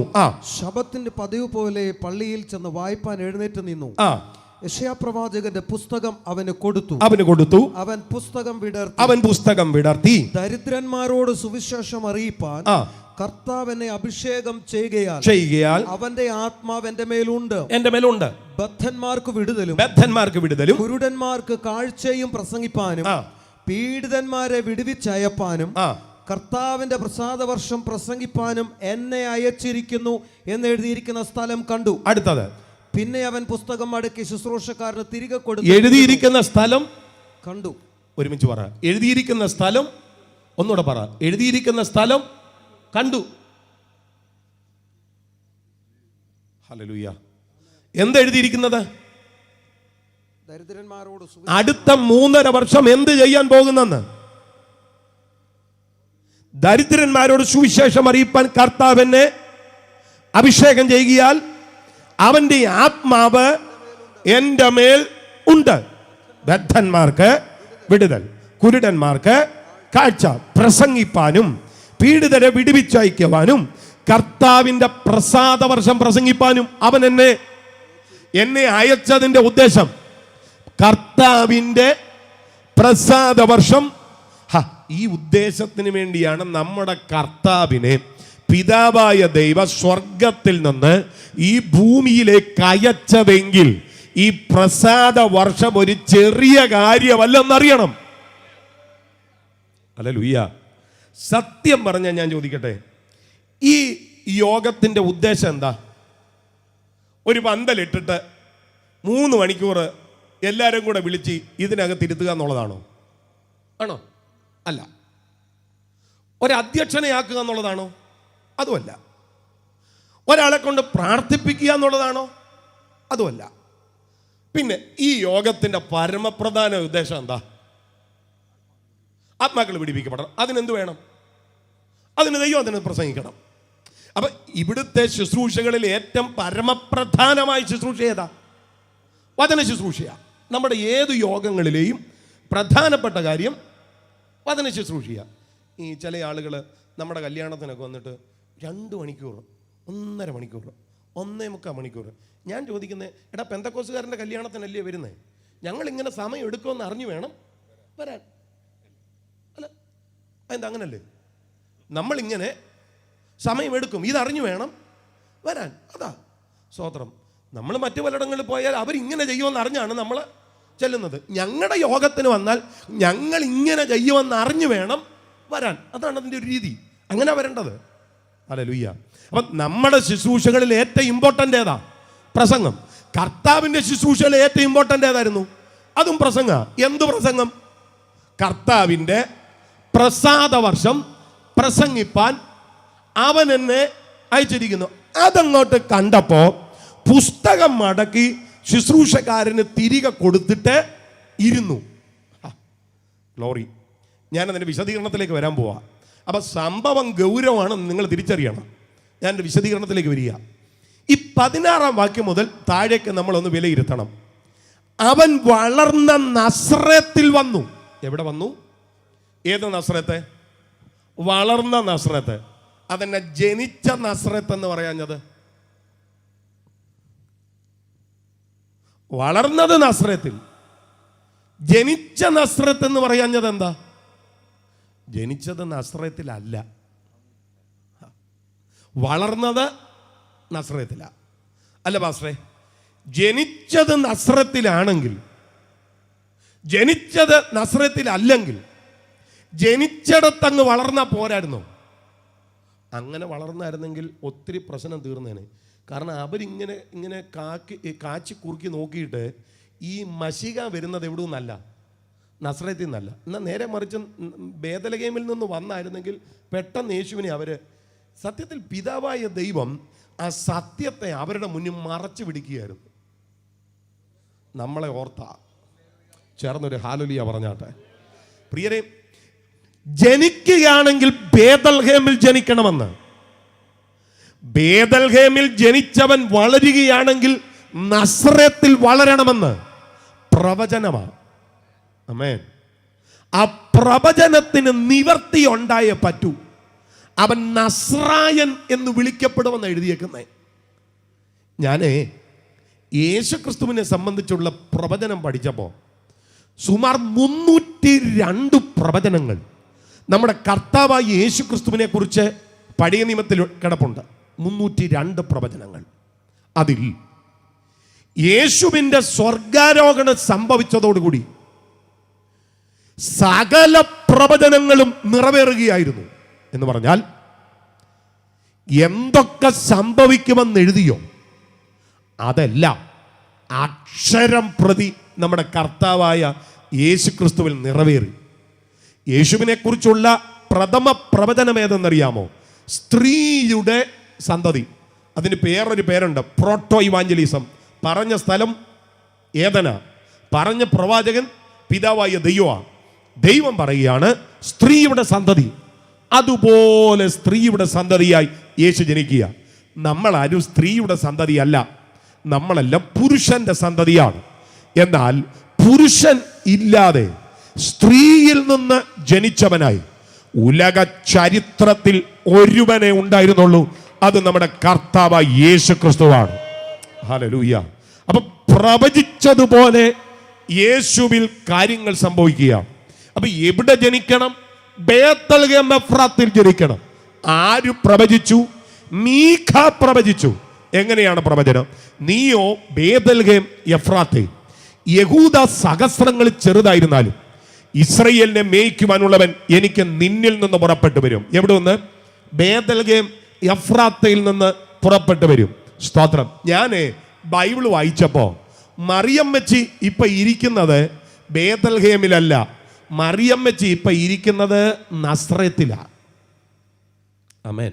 തെളിവ് ലൂക്കോസിന്റെ സുവിശേഷം 2-ാം അധ്യായം 4-ാമത്തെ വാക്യം. അവിടെ എഴുതിയിരിക്കുന്നത് ഇങ്ങനെയാണ്: അങ്ങനെ യോസഫും ദാവീദിന്റെ ഗ്രഹത്തിലും കുലത്തിലുമുള്ളവൻ ആകൊണ്ട് തനിക്ക് വിവാഹം നിശ്ചയിച്ചിരുന്ന മറിയ എന്ന ഗർഭിണിയായ ഭാര്യയോടുകൂടെ ചാർത്തപ്പെടേണ്ടതിന് ഗലീലയിലെ നസ്രത്ത് പട്ടണം വിട്ടു. യഹൂദ്യയിൽ ബേതൽഗേം എന്ന ദാവീദിന്റെ പട്ടണത്തിലേക്ക് പോയി. അപ്പോൾ എവിടെ ആയിരുന്നു? ഗലീലയിലെ നസ്രത്തിൽ. എങ്ങോട്ട് പോയി? ബേതൽഗേമിലേക്ക് പോയി. എന്തിനു പോയി? പേർവഴി ചാർത്താൻ പോയി. ഇതിനകത്തൊക്കെ വലിയ മാർമിക വിഷയങ്ങൾ കിടപ്പുണ്ട്. ഞാൻ ആ ഭാഗം ജസ്റ്റ് ഒന്ന് തൊടാൻ പോകുക. നിങ്ങൾ എന്നോടൊപ്പം വരണം. സത്യം പറഞ്ഞു കഴിഞ്ഞാൽ 9 മാസമായി നിറവയറോടിരിക്കുന്ന ഒരു സ്ത്രീ നസ്രത്തിൽ നിന്ന് ബേതൽഗേം വരെ പോകുക എന്ന് പറയുന്നത് അസംഭവ്യമായ ഒരു കാര്യമാണ്. അത് നടക്കുകയല്ല, ശരീരം അതിനെ അനുവദിക്കുകയല്ല. പക്ഷേ ചക്രവർത്തിയുടെ കൽപ്പന, ആ പദം കണ്ടോ, ലോകമൊക്കെയും. റോമ സാമ്രാജ്യത്തെ പറ്റി പറയുന്ന ഒരു വാക്കുണ്ട്, all roads leads to Rome എന്നാണ്. എല്ലാ റോഡും റോമിലേക്ക്. അതാണ് ആ ചൊല്ല്. എല്ലാ റോഡും എതിരെ പോയാലും റോമിലെത്തും. അത്ര വിശാലമാണ്. ആ ലോക സാമ്രാജ്യത്വമായ റോമ സാമ്രാജ്യത്തിന്റെ ചക്രവർത്തി കൽപ്പന പുറപ്പെടുവിച്ചിരിക്കുക.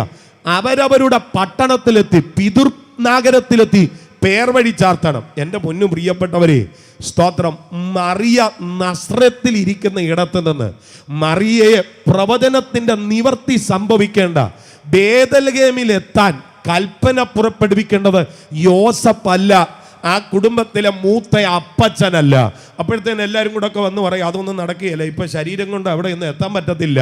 അവിടെ ചക്രവർത്തി കൽപ്പന ഇട്ടപ്പോൾ നസ്രത്തിൽ ഇരുന്ന മറിയമ്മച്ചി എവിടെ വന്നു? ഞാൻ പറയുന്നത് നിങ്ങൾക്ക് മനസ്സിലാകുന്നുണ്ടോ? ഹല്ലേലൂയ. എൻ്റെ പൊന്നു പ്രിയപ്പെട്ടവർ, ഇന്നത്തെ പോലെ വാഹനത്തിലൊന്നുമല്ല വന്നത്. ഇന്നത്തെ വാഹനം ഹൈഡ്രോളിക് ഷോക്ക് അബ്സർവർ ഒക്കെയാണ്. അതിനു മുമ്പ് പ്ലേറ്റ് ആയിരുന്നു. പ്ലേറ്റിൽ ഈ ആട്ടവും ചാട്ടവും ഒക്കെ വന്നപ്പോൾ നമ്മൾ പറഞ്ഞു ഞങ്ങൾക്ക് ഇതിൽ യാത്ര ചെയ്യാൻ മേല. കമ്പനിക്കാർ അതിൻ്റെ ഷോക്ക് അബ്സർവർ ഒക്കെ മാറി നല്ല ഭംഗിയായിട്ട് വാഹനങ്ങൾ നമ്മുടെ കയ്യിൽ തന്നിരിക്കുക. എന്നാൽ മറിയമ്മ കയറി വന്ന ഈ വാഹനം ഷോക്ക് അബ്സർവർ ഒന്നുമല്ല, അല്പ സുഖക്കുറവുള്ള വാഹനമാണ്. ഞാൻ ഈ അടുത്ത സമയത്ത് ഓസ്ട്രേലിയയിൽ ചെന്നപ്പോൾ സ്തോത്രം, ചില പ്രിയപ്പെട്ടവർ എന്നെ കൊണ്ടുപോയിട്ടൊരു ഒട്ടകത്തിൻ്റെ പുറത്ത് കയറി. എൻ്റെ പൊന്നു പ്രിയപ്പെട്ടവർ, എങ്ങനെയും അതിൽ നിന്നൊന്ന് താഴെ ഇറങ്ങിയാൽ മതിയെന്നായിരുന്നു എനിക്ക്. കാരണം എൻ്റെ ശരീരം മൊത്തത്തിൽ അങ്ങ് ഇളകുക. എനിക്ക് അടുത്ത ദിവസം പ്രസംഗിക്കുകയും വേണം. അപ്പോൾ അവിടെങ്ങാനും ഇരുന്ന് നടുവെട്ടിപ്പോയി കഴിഞ്ഞാൽ സംഭവം ഗുരുതരമാകുമെന്ന് അറിയാവുന്നത് കൊണ്ട് എങ്ങനെയും ഒന്ന് ചാടി ഇറങ്ങിയാൽ മതി. അങ്ങനെ കണ്ട് ഇറങ്ങാൻ പറ്റുമോ? ഈ കുന്തത്തിൻ്റെ പുറത്ത് വന്നത് എടുത്തു ചാടിക്കഴിഞ്ഞാൽ കാലൊടിഞ്ഞു പോകത്തില്ലേ? എനിക്കങ്ങ് കയറിപ്പോയെന്നുള്ള ഒരു പരുവത്തിലായിപ്പോയി. അന്ന് എനിക്ക് മനസ്സിലായി ഇതിൻ്റെ പുറത്തുള്ള യാത്ര അത്ര സുഖമൊന്നുമല്ല. സ്തോത്രം. ഒരു വാഹനമൃഗത്തിൻ്റെ പുറത്തെ യാത്ര അത്ര സുഖമല്ല. പക്ഷേ ഒരു കാര്യം ഞാൻ പറയാം, പ്രവചനത്തിൻ്റെ നിവർത്തി പ്രവചിച്ചതുപോലെ സംഭവിക്കണമെങ്കിൽ, ആമേൻ, വെളിപ്പെടേണ്ടടത്ത് വെളിപ്പെടണമെങ്കിൽ എത്തേണ്ടവൻ എത്തേണ്ട ഇടത്ത് എത്തിയേ പറ്റത്തുള്ളൂ. ഇന്ന് രാത്രി ചിലരെ നോക്കി ഞാൻ ആത്മാവിൽ പ്രവചിച്ചൊരു ദൂത് പറയാ, നീയും നിന്റെ തലമുറയും അനുഭവിക്കേണ്ടുന്ന വാഗ്ദത്ത നിവർത്തിയെ തടയാ. ഇവിടുത്തെ ആധിപത്യങ്ങൾ എങ്ങനെയൊക്കെ കച്ചകെട്ടി നിന്നാലും, ഇവിടുത്തെ പൈശാചിക മണ്ഡലങ്ങൾ എത്രയൊക്കെ പ്രബലമായി നിനക്കെതിരെ ഇളകി ആടിയാലും, ഈ രാത്രി നിന്നോട് വാഗ്ദത്തം ചെയ്ത ദൈവം വിശ്വസ്തനാണെങ്കിൽ നിന്റെ വാഗ്ദത്തത്തിന്റെ നിവർത്തി നിന്നെ വെളിപ്പെടത്തക്ക വിധത്തിൽ നിന്നെ എത്തിക്കേണ്ടിടത്ത് എത്തിക്കാൻ എൻ്റെ ദൈവത്തിന് അറിയാം. അത് വിശ്വസിക്കാൻ കഴിയുന്ന പ്രിയപ്പെട്ടവരുണ്ടെങ്കിൽ അതരം പൂട്ടി മൗനമായിരിക്കാതെ ആത്മനിറവിൽ കർത്താവിനെ ഒന്ന് സ്തുതിച്ചാട്ടെ. ഈ രാത്രി നാം ആരാധിക്കുന്ന ദൈവം വ്യാജം പറയുവാൻ മനുഷ്യനല്ല, അനുദപിപ്പാൻ അവൻ മനുഷ്യപുത്രനല്ല. താൻ അരുളി ചെയ്തതിനെ അവൻ നിവർത്തിക്കാതിരിക്കുകയില്ല. കാലഘട്ടങ്ങൾ പലത് കഴിഞ്ഞതുകൊണ്ട് നീ ചിന്തിച്ചു കാണും, വാഗ്ദത്തങ്ങൾ ഇവിടെ ഒന്നും നിറവേറുന്നില്ലല്ലോ. ഇന്ന് രാത്രി ഞാൻ ആത്മാവിൽ പറയാ, നീ വാഗ്ദത്തം മറന്നാലും എൻ്റെ ദൈവം വാഗ്ദത്തം മറക്കുകയല്ല. അതിനെ നിവർത്തിക്കാൻ എൻ്റെ ദൈവത്തിന് അറിയാം. അതിനെതിരെ മന്ത്രതാന്ത്രിക ശക്തികൾ അടരാടി നിന്നാലും, അതിനെതിരെ ഏത് ആഭിചാര ശക്തികൾ നിന്നാലും ഒന്നും ചെയ്യാൻ കഴിയത്തില്ലമ്മേ. ഏത് വരത്തുപോക്കുകൾ നിന്നാലും, ഏത് ഇരുട്ടിന്റെ ആധിപത്യങ്ങൾ ചലിച്ചാലും നിന്റെ വാഗ്ദത്തത്തെ തൊടാൻ അവയ്ക്ക് കഴിയത്തില്ല. കാരണം എന്റെ ദൈവം അത് പറഞ്ഞിട്ടുണ്ടെങ്കിൽ അത് അവന് നിവർത്തിക്കാനും അറിയാം. ഈ രാത്രി വിശ്വസിക്കുന്ന പ്രിയപ്പെട്ടവർ ആ ആലോചനയെ വിശ്വസിക്കുന്നുണ്ടെങ്കിൽ കരങ്ങൾ അടിച്ച് ഇന്ന് രാത്രി കർത്താവിനെ ഒന്ന് സ്തുതിച്ചാട്ടെ. നിന്റെ ആരോഗ്യം ക്ഷയിച്ചാലും, നിന്റെ ശരീരം ബലഹീനമായാലും, സാഹചര്യങ്ങൾ നിനക്കെതിരായാലും, പറഞ്ഞ വാഗ്ദത്തത്തിന് അക്ഷരം പ്രതി നിവർത്തി ഉണ്ടാകും. ഇതെന്റെ അനുഭവമാണ്.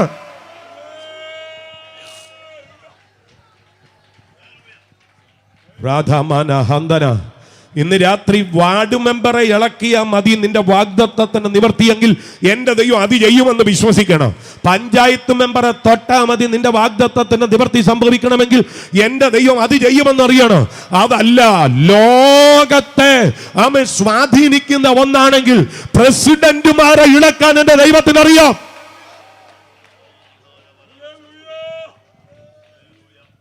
രക്തത്താൽ ജയം, രക്തത്താൽ ജയം. മറിയ ബേഥലഹേം എഫ്രാത്തയിൽ വന്നു. കാരണം പ്രവചനം അതാ. നീയോ ബേഥലഹേം എഫ്രാത്തെ, യഹൂദ സഹസ്രങ്ങൾ ചെറുതായിരുന്നാലും ഇസ്രയേലിനെ മേയ്ക്കുവാനുള്ളവൻ എനിക്ക് നിന്നിൽ നിന്ന് പുറപ്പെടണം. അവിടെ എത്തി. ഹല്ലേലൂയ, അവിടെ എത്തി. സ്തോത്രം. പിന്നെന്തിനാ നസ്രത്തി വളർന്നത്? അതാ പ്രവചനം. അവൻ നസ്രായനെന്ന് വിളിക്കപ്പെടും. ഹല്ലേലൂയ, നസ്രായൻ എന്ന് വിളിക്കപ്പെടും. ആ പ്രവചനം നിറവേറണമെങ്കിൽ കർത്താവ് എവിടെ വരണം? നസ്രത്തി വരണം. അതല്ല കുരുടൻ വിളിച്ചത്, നസ്രയനായ യേശുവേ. ഹല്ലേലൂയ, സ്തോത്രം. നസ്രായനായ യേശു, അതാണ് അവന്റെ ഒരു പേര്, നസ്രായൻ യേശു. ഇത് വെറുതെ ഉണ്ടായതല്ല, ഇതൊരു പ്രവചനമാണ്. ഇന്ന് രാത്രി ഞാൻ ആത്മാവിൽ പറയാം, അതിനൊരക്ഷരം പ്രതി നിവർത്തി ഉണ്ടാകിയ ഇവിടെ താൻ വളർന്ന നസ്രത്തിലെത്തി. എനിക്ക് അടുത്തത് ഇഷ്ടപ്പെട്ടത് എന്നറിയോ? പതിവ് പോലെ പള്ളി ചെന്നെന്നുള്ളതാ. എങ്ങനെ? ചിലർക്ക് ഈ പതിവില്ല. സ്തോത്രം. കൺവെൻഷൻ നടന്നാൽ വരും, പിന്നെ പ്രവാചകം വന്നാൽ വരും. അല്ലാതെ ഞായറാഴ്ചത്തെ ഒരു പരിപാടിയൊക്കെ ഉള്ളൂ. ഇതങ്ങനൊന്നുമല്ല, പതിവ് പോലെ. എല്ലാവരും ഒന്ന് പറഞ്ഞേ, ഇതാരെക്കുറിച്ചാണ് പറയുന്നത്? കർത്താവിനെ കുറിച്ചാണ് പറയുന്നത്. പള്ളി പോകുന്നത് കർത്താവിൻ്റെ പതിവാണ്. പുസ്തകം ഇങ്ങോട്ട് വായിക്കുക, മേടിക്കുക. സ്തോത്രം. മേടിച്ചിട്ട് ആ പുസ്തകം അങ്ങോട്ട് തുറക്കുക. യെശയ്യാവിൻ്റെ പുസ്തകത്തിൽ നിന്ന് 61 അധ്യായം 2 വാക്യം കർത്താവ് അങ്ങോട്ട് വായിക്കുക. എന്താ അവിടെ എഴുതിയിരിക്കുന്നത്? അത് ശ്രദ്ധിക്കേണ്ട കാര്യമാണ്. വായിച്ചോ പാസ്റ്ററെ? ആ, അതിന് തൊട്ട് മുമ്പ് ഒരു വാക്യം കൂടെ ചേർത്ത് കയറ്റി വായിക്കണം. എളിയവരോട് സദ്വർത്തമാനം ഘോഷിപ്പാൻ യഹോവ എന്നെ അഭിഷേകം ചെയ്തിരിക്കൊണ്ട് യഹോവയായ കർത്താവിന്റെ ആത്മാവ് എന്റെ മേൽ ഇരിക്കുന്നു. ഹൃദയം തകർന്നവരെ മുറി കെട്ടുവാനും തടവുകാർക്ക് വിടുതലും ബദ്ധന്മാർക്ക് സ്വാതന്ത്ര്യവും അറിയിപ്പാനും യഹോവയുടെ പ്രസാദ വർഷവും നമ്മുടെ ദൈവത്തിന്റെ പ്രതികാര ദിവസവും പ്രസിദ്ധമാക്കുവാനും ദുഃഖിതന്മാരെയൊക്കെയും ആശ്വസിപ്പിപ്പാനും സിയോനിലെ ദുഃഖിതന്മാർക്ക് വെണ്ണീറിന് പകരം. അവിടെ നിങ്ങൾ ആ ഭാഗം ഒന്ന് ശ്രദ്ധിച്ചോണേ. 2ാമത്തെ വാക്യത്തിൽ ആ സമ്പൂർണമായ വാക്യം കർത്താവ് പറയാതെ അതിനെ മുറിച്ചാ കർത്താവ് പറഞ്ഞത്. അവിടെ 2ാമത്തെ വാക്യത്തിൽ യഹോവയുടെ പ്രസാദ വർഷവും നമ്മുടെ ദൈവത്തിൻ്റെ പ്രതികാര ദിവസവും പ്രസിദ്ധമാക്കുവാനും എന്നുള്ള ഭാഗം വന്നപ്പോൾ അപ്രസാദം എന്നുള്ളിടം കട്ട് ചെയ്തിട്ട് പ്രതികാരം കർത്താവ് പറഞ്ഞില്ല. ഇനി നേരെ ലൂക്കോസ് 4:19 ചെന്നേ. അവിടെ പ്രതികാരമില്ല, ഏതേ ഉള്ളൂ? പ്രസാദമേ ഉള്ളൂ. ദൈവത്തിൻ്റെ പ്രസാദ വർഷം പ്രസംഗിക്കണം. ഏത് പറഞ്ഞില്ല? പ്രതികാര ദിവസം പറഞ്ഞില്ല. കർത്താവ് എവിടെ ഒരു ചോദ്യം, അങ്ങ് വായിച്ചപ്പോ എല്ലാം വായിക്കണ്ടായിരുന്നോ? പ്രതികാര ദിവസം കൂടെ ചേർക്കണ്ടായിരുന്നോ? എന്നാലല്ലേ ആ വാക്യം കംപ്ലീറ്റ് ആകത്തുള്ളൂ. പിന്നെ എന്താ അങ്ങ് ആ പ്രതികാര ദിവസം പറയാതെ ഈ പ്രസാദകാലം മാത്രം പറഞ്ഞങ്ങ് നിർത്തിയത്? അതിന് ഉത്തരം കിട്ടണമെങ്കിൽ നമ്മളങ്ങ് യോഹന്നാന്റെ സുവിശേഷത്തിൽ പോകണം. യോഹന്നാന്റെ സുവിശേഷം 3-ാം അധ്യായം 17-ാമത്തെ വാക്യത്തിൽ വരുമ്പോൾ അതിന്റെ കാരണം കിടപ്പുണ്ട്. ദൈവം തന്റെ പുത്രനെ ലോകത്തിൽ അയച്ചത് ലോകത്തെ വിധിക്കാനല്ല, ലോകം അവനാൽ രക്ഷിക്കപ്പെടുവാൻ. കേട്ടോ, ദൈവം തന്റെ പുത്രനെ ലോകത്തിലേക്ക് അയച്ചത് എന്തിനല്ല? ലോകത്തെ വിധിക്കാനല്ല, പിന്നെന്തിനാ? രക്ഷിപ്പാനാ. അപ്പൊ യേശുക്രിസ്തുവിന്റെ പ്രഥമ ആഗമനത്തിന്റെ ഉദ്ദേശം എന്നാ? ലോകത്തെ രക്ഷിക്കുക. ഹല്ലേലൂയ. എന്നാൽ പ്രതികാരം കൂടെ വന്നെങ്കിൽ അതിൻ്റെ നിവർത്തി അക്ഷരീകമായി സംഭവിക്കത്തുള്ളൂ. പക്ഷേ രണ്ടും 2 സ്റ്റേജാണ്. ഒന്ന് പ്രസാദ വർഷത്തിൻ്റെ ഒരു സ്റ്റേജ്, 2 പ്രതികാര ദിവസത്തിൻ്റെ ഒരു സ്റ്റേജ്. യേശു ഇപ്പോൾ ലോകത്തിലേക്ക് വന്നത് ലോകത്തെ ശിക്ഷിക്കാനല്ല. ദൈവം തന്റെ പുത്രനെ ലോകത്തിലേക്ക് അയച്ചത് ലോകത്തെ വിധിക്കാനല്ല, ലോകം അവനാൽ രക്ഷിക്കപ്പെടണം. എല്ലാവരും ഒന്ന് പറഞ്ഞേ, ലോകം യേശുവിനാൽ രക്ഷിക്കപ്പെടണം. അപ്പൊ ഇന്ന് കർത്താവ് ആരാ? രക്ഷകനാണ്. ഒരാമേൻ പറഞ്ഞാട്ട്. ഇന്ന് യേശു ആരാ? രക്ഷകനാണ്. ഈ യേശു രക്ഷകനാണെന്ന് പറയുമ്പോൾ ചില ആളുകൾക്ക് എന്തോ ഒരു ഇറിറ്റേഷനാണ്. പിന്നെ നിങ്ങളുടെ യേശു മാത്രമേ ഉള്ളൂ രക്ഷകൻ, വേറെ ആരും രക്ഷകനല്ല. എൻ്റെ സുഹൃത്തെ, നിങ്ങൾ പറയുന്ന രക്ഷകനല്ല ഞങ്ങൾ പറയുന്ന യേശു. നിങ്ങൾക്കൊത്തിരി രക്ഷകന്മാരെ അറിയായിരിക്കും, അതുപോലൊരു രക്ഷകനല്ല ഞങ്ങളുടെ രക്ഷകൻ. അതെന്നാ പാസ്റ്ററെ? അല്ല, നമ്മൾ ആരെയാ ഈ രക്ഷകന്മാരെന്ന് വിളിക്കുന്നത്? നല്ല ചോരയും നീരും ഒക്കെയുള്ള, നല്ല തടിയും തൻ്റെയൊക്കെ ഉള്ള, നല്ല മിടുക്കന്മാരായിട്ടുള്ള, നല്ല വിപ്ലവാദർശങ്ങൾ കുത്തി നിറച്ച വാക്കുകളുള്ള ആളുകളെ കയ്യിലടിക്കാൻ പാകത്തിന് വാക്കുകളെ ഇങ്ങനെ അമ്പുപോലെ തൊടുത്തുവിടാൻ പ്രാപ്തരായിട്ടുള്ള നല്ല ആദർശധീരന്മാരെയൊക്കെയാണ് നമ്മൾ രക്ഷകന്മാരെന്ന് വിളിക്കുന്നത്. അല്ലേ? അവരൊക്കെ സാമൂഹിക പരിഷ്കർത്താക്കളും അവരൊക്കെ ഇതര മേഖലയിൽ പ്രാവീണ്യം തെളിയിച്ചവരുമാണ്. എന്നാൽ യേശു അതല്ല. ഹല്ലേലൂയ. ഞാനത് പറഞ്ഞു വരുന്നത് നിങ്ങൾ ഗൗരവത്തോടെ ശ്രദ്ധിച്ചോണം. യേശു ഒരു വിപ്ലവാചാര്യനല്ല. യേശു ഒരു സായുധ വിപ്ലവത്തിന് നേതൃത്വം വഹിച്ചയാളല്ല. യേശു കേവലം ഒരു റബ്ബി അല്ല. യേശു കേവലം ഒരു ഗുരുവല്ല. യേശു ആരാണ്? ആ പള്ളിയിലോട്ട് ഈ ചോരക്കുഞ്ഞിനെ കൊണ്ട് 8 ദിവസം പ്രായമുള്ള ചോരക്കുഞ്ഞ്, ഈ 8 ദിവസം പ്രായമുള്ള ചോരക്കുഞ്ഞിന് എന്തു തൂക്കം കാണുമെന്ന് ഞാൻ ചിന്തിച്ചപ്പോൾ എൻ്റെ കൊച്ചിന് എന്ത് തൂക്കം ഉണ്ടായിരുന്നു എന്നുള്ള ഒരു നിലയിൽ ഞാൻ അങ്ങ് പറയുക. എൻ്റെ കുഞ്ഞിന് മൂത്തയാൾക്ക് 3 കിലോ 650 ഗ്രാം തൂക്കം ഉണ്ടായിരുന്നു. അപ്പം 8 ദിവസം പ്രായമുള്ള കുഞ്ഞിനെ മനസ്സിലാകാൻ വേണ്ടി പറയുക, അത്രയും തൂക്കം ഉണ്ടെന്ന് നിങ്ങൾ ചിന്തിച്ചോ?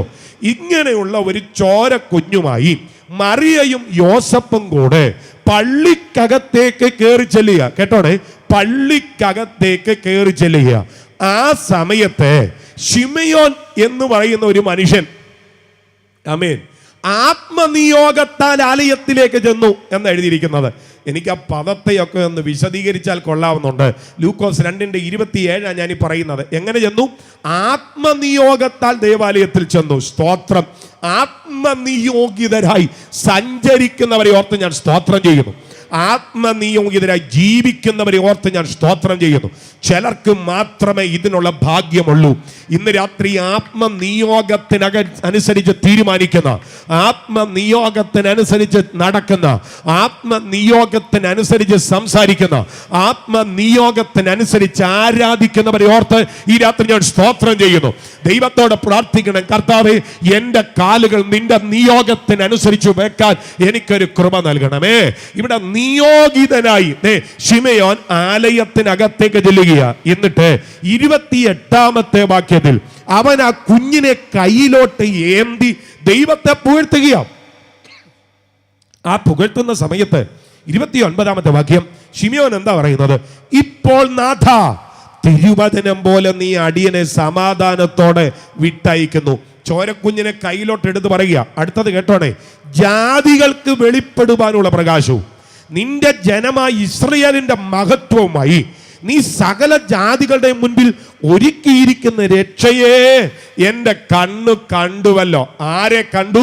സകല ജാതികൾക്കും ഒരുക്കിയിരിക്കുന്ന രക്ഷ. ഒരു ജാതിക്കല്ല, രണ്ട് ജാതിക്കല്ല, ലോകത്തിലെ എങ്ങാണ്ടുള്ള ആർക്കാണ്ട് വേണ്ടിയല്ല. ബൈബിൾ പറയുന്നു സകല ജാതികൾക്കും ഒരുക്കിയിരിക്കുന്ന രക്ഷ. ആരൊരുക്കിയത്? ദൈവം ഒരുക്കിയ രക്ഷ. ഇന്ന് രാത്രി യേശു ക്രിസ്തു സകല ജാതികൾക്കും വേണ്ടി ഒരുക്കപ്പെട്ട രക്ഷയാ. ചോരക്കുഞ്ഞിനെ 8 ദിവസം പ്രായമുള്ള കുഞ്ഞിനെ കയ്യിലിട്ടെടുത്തിട്ട് വന്യമയോധികൻ ഉറക്ക വിളിച്ചു പറയുക, ഇവൻ ആരാന്നറിയാമോ? ഇവൻ സകല ജാതികളുടെയും ഒരുക്കപ്പെട്ട രക്ഷയാണ്. ഹല്ലേലൂയ. ഇതാണ് പിന്നത്തേതിൽ ഇങ്ങോട്ട് വന്നപ്പോ ബൈബിൾ പറഞ്ഞത്, മറ്റൊരുത്തനിലും രക്ഷയില്ല, മറ്റൊരുത്തനിലും രക്ഷയില്ല. വേറെ ആരും രക്ഷകന്മാരല്ലെന്നല്ല ഞങ്ങൾ പറഞ്ഞത്. അവരവരുടെ നിലയിൽ അവരൊക്കെ രക്ഷിക്കുമായിരിക്കും. പക്ഷേ യേശു രക്ഷിക്കുന്നത് പോലെ രക്ഷിക്കാൻ വേറെ ആർക്കും കഴിയത്തില്ല. കേട്ടോ, യേശു ഒരു സാമ്പത്തിക രക്ഷകനല്ല. യേശു ഇതര മേഖലയിൽ ഒരു സാമൂഹിക രക്ഷകനല്ല. യേശു ആരാണെന്ന് എന്നോട് ചോദിച്ചാൽ യേശു ആത്മരക്ഷകനാണ്. ഹല്ലേലൂയ. എൻ്റെ പൊന്നു പ്രിയപ്പെട്ടവരെ, ആത്മാവിനെ രക്ഷിക്കാൻ ഒരുവൻ ഇവിടെ ഉണ്ടെങ്കിൽ അത് നമ്മുടെ കർത്താവായ യേശു ക്രിസ്തുവാ. മനസ്സിലാകുന്നവർക്കായി സ്തോത്രം. ചിലർക്ക് ഈ ആത്മാവ് എന്താണെന്ന് അറിയത്തില്ല. കേട്ടോ, ഞാൻ ഈ ആത്മാവിനെ ഒന്ന് തൊടാൻ പോകുക. ഈ മനുഷ്യൻ ട്രൈക്കോട്ടമിക്കാണ്. ട്രൈക്കോട്ടമിക് എന്ന് പറഞ്ഞാൽ ത്രിവിധ ഘടനകൾ ഉള്ളവനാണ്. ദേഹം, ദേഹി, ആത്മാവ്. ഒന്നുകൂടെ പറഞ്ഞു, ദേഹം, ദേഹി, ആത്മാവ്. അതിൽ ദേഹം, അതാണ് ഈ പുറമേ കാണുന്ന 85 കിലോ തൂക്കത്തിൽ നിൽക്കുന്ന ഈ ശരീരം. അതിൽ ത്വക്കുണ്ട്, അതിൽ മൂക്കുണ്ട്, അതിൽ നാക്കുണ്ട്, അതിൽ കണ്ണുണ്ട്, അതിൽ കാതുണ്ട്. പഞ്ചേന്ദ്രിയ നിർമ്മിതമാണ് ഈ ശരീരം. രക്ത മാംസ ജഡ നിർമ്മിതമാണ്. അസ്ഥി ഇതിനകത്തുണ്ട്. ഇതാണ് ഈ ശരീരം. അപ്പോ ദേഹം, അതാണ് ദേഹം. ഇതിന്റെ അകത്ത് വേറൊന്നുണ്ട്, അതാണ് ദേഹി. ദേഹി എന്ന് പറഞ്ഞാൽ എന്താണ്? അതാണ് മനസ്സ്. മനസ്സെന്ന് പറയുന്നത് ഒരവസ്ഥയാണ്. മനസ്സ് ഒരവയവമല്ല. അതുകൊണ്ടാണ് അസ്ഥിക്ക് പ്രശ്നം വന്നു കഴിഞ്ഞാൽ സർജറി ചെയ്യാം, ഹൃദയത്തിന് പ്രശ്നം വന്നാൽ സർജറി ചെയ്യാം. പക്ഷെ മനസ്സിന് പ്രശ്നം വന്നാൽ സർജറി ഇല്ലല്ലോ. മനസ്സൊരു അവയവമല്ല, മനസ്സൊരവസ്ഥയാണ്. അപ്പൊ ദേഹം, ദേഹി, ഇതിൻ്റെ അകത്ത് വേറൊന്നുണ്ട്, അതാണ് ആത്മാവ്. മനുഷ്യന് പിടികൊടുക്കാത്ത, മനുഷ്യന്റെ മുൻപിൽ മനുഷ്യന് മനസ്സിലാകാത്തതും ദൈവവചനം കൃത്യമായി പറയുന്നതുമായ മനുഷ്യനിലെ സത്ത, അതാണ് മനുഷ്യനിലെ ആത്മാവ്. ഈ ആത്മാവിനെ കുറിച്ച് പറയുന്നത് എന്താണെന്നറിയാമോ? വെള്ളത്തിൽ ലയിക്കാത്തത്, തീ കൊണ്ട് ദഹിക്കാത്തത്, മണ്ണിൽ അലിഞ്ഞു ചേരാത്തത്, വാളുകൊണ്ട് മുറിക്കാൻ കഴിയാത്തത്, ഇതാണ് മനുഷ്യനിലെ ആത്മാവ്. മരണം സംഭവിക്കുമ്പോൾ മനുഷ്യനിലെ ഈ ആത്മാവ് മനുഷ്യനിൽ നിന്ന് വേർപെടുകയാണ്. ഇതാണ് മനുഷ്യനിലെ ആത്മാവ് എന്ന് പറയുന്നത്. ദൈവത്തിന്റെ അംശം മനുഷ്യനിലെ ആത്മാവ്. ഞാൻ ഈ ആത്മാവിനെ അല്പം കൂടെ ഒന്ന് തൊടാൻ കർത്താവിൽ ആഗ്രഹിക്കുകയാണ്. ജനനത്താൽ ഇതിനൊരു ആരംഭമുണ്ടെങ്കിലും മരണത്താൽ ആത്മാവിന് ഒരവസാനമില്ല. തെളിവ് പറയാം. ധനവാൻ മരിച്ചു, ശരീരം കല്ലറയിൽ കൊണ്ടുവച്ചു. ആത്മാവ് ഇവിടെ? ആത്മാവ് യാതനാ സ്ഥലത്ത്. എന്നും യാതനാ സ്ഥലത്തായിരിക്കോ? ഇല്ല. വെള്ളസിംഹാസനം വെക്കുന്ന ഒരു ദിവസമുണ്ട്. അന്ന് അവനെ അവിടുന്ന് പൊക്കിയെടുത്തിട്ട് വെള്ളസിംഹാസനത്തിന് മുന്നിൽ കൊണ്ടു നിർത്തിയിട്ട് ന്യായം വിധിച്ച് തീപ്പൊയ്കയിലേക്ക് തള്ളും. മനുഷ്യന്റെ ആത്മാവിന് ഒരവസാനമില്ല, ശരീരത്തിന് ഒരവസാനമുണ്ട്. ഈ കൊടുമണ്ണ്, ഈ ചന്ദ്രപ്പള്ളി ഏരിയ നമുക്കറിയാം ഗ്രാമാന്തരീക്ഷമാണ്. ഇവിടെ മത്തായി സാർ എന്ന് പറയുന്ന ഒരാളുണ്ടെന്ന് നിങ്ങൾ ചെയ്തു. മത്തായി സാറ്, ഈ മത്തായി സാർ പൗരപ്രമുഖനാണ്, നാട്ടുകാർക്ക് സ്നേഹമുള്ള ഒരാളാണ്. ആ ആള് വീട്ടിലുള്ളപ്പോൾ ആളുകളൊക്കെ ചോദിക്കും, സാർ വന്നോ, സാറ് പോയോ, സാർ എന്ത് പറയുന്നു, ഇങ്ങനെയൊക്കെ ചോദിക്കുമെന്ന് നിങ്ങൾ കരുതിക്കോ. സാറ് മരിച്ചുപോയി. ഇപ്പം നേരെ തിരിച്ചാ ചോദിക്കുന്നത്. ഇടത്തിട്ട ഇവിടെ അടുത്താണ്, അതുകൊണ്ട് നേരെ തിരിച്ചാ ഇപ്പൊ ചോദിക്കുന്നത്. ശവം എവിടെ വെച്ചേക്കുന്നത്? ശവം എപ്പോഴാണ് അടക്കുന്നത്? ശവം എവിടാ വെച്ചേക്കുന്നത്? എന്നാ ശവം അടക്കുന്നത്? എവിടാ ശവം? ഇതുവരെ ആരായിരുന്നു? മത്തായി സാറായിരുന്നു. ഇപ്പൊ സാർ ആരായി? അപ്പൊ സാർ എന്ത് ചെയ്യും? സാറ് പോയി. അപ്പൊ ആരായിരുന്നു സാറ്? ആരായിരുന്നു സാറ്? സാർ ഈ കാണുന്നതാ? ഇതല്ല സാറ്. സാറ് വേറെയായിരുന്നു. സാർ എന്തിയേ? സാറ് പോയി. അപ്പൊ ഈ ശരീരം എന്ന് പറയുന്നത് വസ്ത്രമാ കേട്ടോ. ഹല്ലേലൂയ. പാടാൻ നേരമില്ലാത്തതുകൊണ്ട്, അല്ലാതെ ഞാനിങ്ങനെ കൂടെ പാടുന്ന ആളാണ്. അപ്പം പാട്ടി പറയുന്നത്, ദേഹമെന്നൊരാ വസ്ത്രമൂരി ഞാൻ 6 അടി മണ്ണിലാഴ്ത്തവേ, ഭൂമി എന്നൊരാ കൂട് വിട്ടു ഞാൻ സ്വന്തമാം വീട്ടിൽ പോകവേ. വസ്ത്രം ആണ് ദേഹം എന്നൊരാ വസ്ത്രം. ഇത് ഉരി 6 അടി മണ്ണിലേക്ക് ഇടുക. ഏതിൻ്റെ വസ്ത്രം? ഞാനൊരു വസ്ത്രം ഇട്ടിരിക്കുക. ഈ വസ്ത്രത്തിനകത്ത് എനിക്കൊരു ശരീരമുണ്ട്. ഇതുപോലെ എൻ്റെ ആത്മാവെന്ന ഞാനെന്ന ആ ശരിക്കുമുള്ള ആളത്വത്തിൻ്റെ വസ്ത്രമാണ് ഈ ശരീരത്തിനകത്ത്. ഈ ശരീരം എൻ്റെ ആളത്വത്തിൻ്റെ, എന്നിലെ ആത്മാവിൻ്റെ വസ്ത്രമാണ് ഈ ശരീരം എന്ന് പറയുന്നത്. ഹലോ, മനസ്സിലാകുന്നവർക്കായി സ്തോത്രം ചെയ്യുന്നു. ചിലർക്കൊന്നും മനസ്സിലാകുന്നില്ലെന്ന് എനിക്ക് തോന്നുന്നു. നിങ്ങൾക്ക് പിടികിട്ടുന്നുണ്ടല്ലോ. എല്ലാവരും വളരെ കാര്യമായി ശ്രദ്ധിക്കുക. ദൈവം നിങ്ങളെ ഒത്തിരി അനുഗ്രഹിക്കട്ടെ. ഹല്ലേലൂയ. അപ്പോൾ എൻ്റെ ആത്മാവിൻ്റെ വസ്ത്രമാണ് ഈ ശരീരം. പ്രിയപ്പെട്ടവരെ, ഇതാണ് ഈ ആത്മാവ്. മരണത്തിനപ്പുറത്ത് ആത്മാവ് പോകുകയാണ്. ഹല്ലേലൂയ. മരണത്തിനപ്പുറത്തേക്ക് ആത്മാവ് പോകുകയാണ്. ഈ മരണത്തിനപ്പുറത്തേക്ക് പോകുന്ന ഈ ആത്മാവിനെ രക്ഷിക്കാൻ ആർക്ക് കഴിയും? മരണത്തിനപ്പുറത്ത് ആത്മാവിനെ രക്ഷിക്കാൻ ആർക്ക് കഴിയും? മരിച്ചിട്ട് ഉയർത്തെഴുന്നേറ്റ ഒരുത്തനെ കഴിയൂ. ഹല്ലേലൂയ. നിങ്ങൾ ഇങ്ങനെയുള്ള കാര്യങ്ങളൊക്കെ പറയുമ്പോൾ ഇങ്ങനെയൊന്നും അല്ല സ്വോത്രം പറയേണ്ടത്. പറയുകയാണ്, ചാടി എഴുന്നേറ്റ ഒരു സ്വോത്രം പറഞ്ഞോണ്. മരിച്ചിട്ട് ഉയർത്തെഴുന്നേറ്റവനെ, മരിച്ച ഒരുവന്റെ ആത്മാവിനെ രക്ഷിക്കാൻ കഴിയത്തുള്ളൂ. സ്തോത്രം. എൻ്റെ പൊന്നു പ്രിയപ്പെട്ടവരെ, ഇങ്ങനെ ഒരുവൻ ഉലക ചരിത്രത്തിൽ ഉണ്ടെങ്കിൽ നമ്മുടെ കർത്താവായ യേശു ക്രിസ്തു മാത്രമാ. ഹേ മരണമേ, നിന്റെ ജയം എവിടെ? ഹേ മരണമേ, നിന്റെ വിഷമുള്ള എവിടെ എന്ന് ചോദിച്ച് മരണത്തെ തോൽപ്പിച്ച് ഉയർത്തെഴുന്നേറ്റ ഒരുവനേ ഉള്ളൂ. അത് നസ്രേനായ യേശുവാ. ഹല്ലേലൂയ. സ്തോത്രം. ഈ രക്ഷ തരാൻ യേശുവിനെ പറ്റത്തുള്ളൂ. അതുകൊണ്ടാണ് ഞങ്ങൾ പറയുന്നത്, മറ്റൊരുത്തനിലും ഈ ആത്മരക്ഷ തരാൻ വേറെ ആർക്കും പറ്റുകയില്ല. ഹല്ലേലൂയ. അപ്പൊ സുഹൃത്തെ, മരണാനന്തര കർമ്മം കൊണ്ട് രക്ഷപ്പെടാമോ? പറ്റുകയില്ല. പൗരാണിക ചിന്ത പറയാം.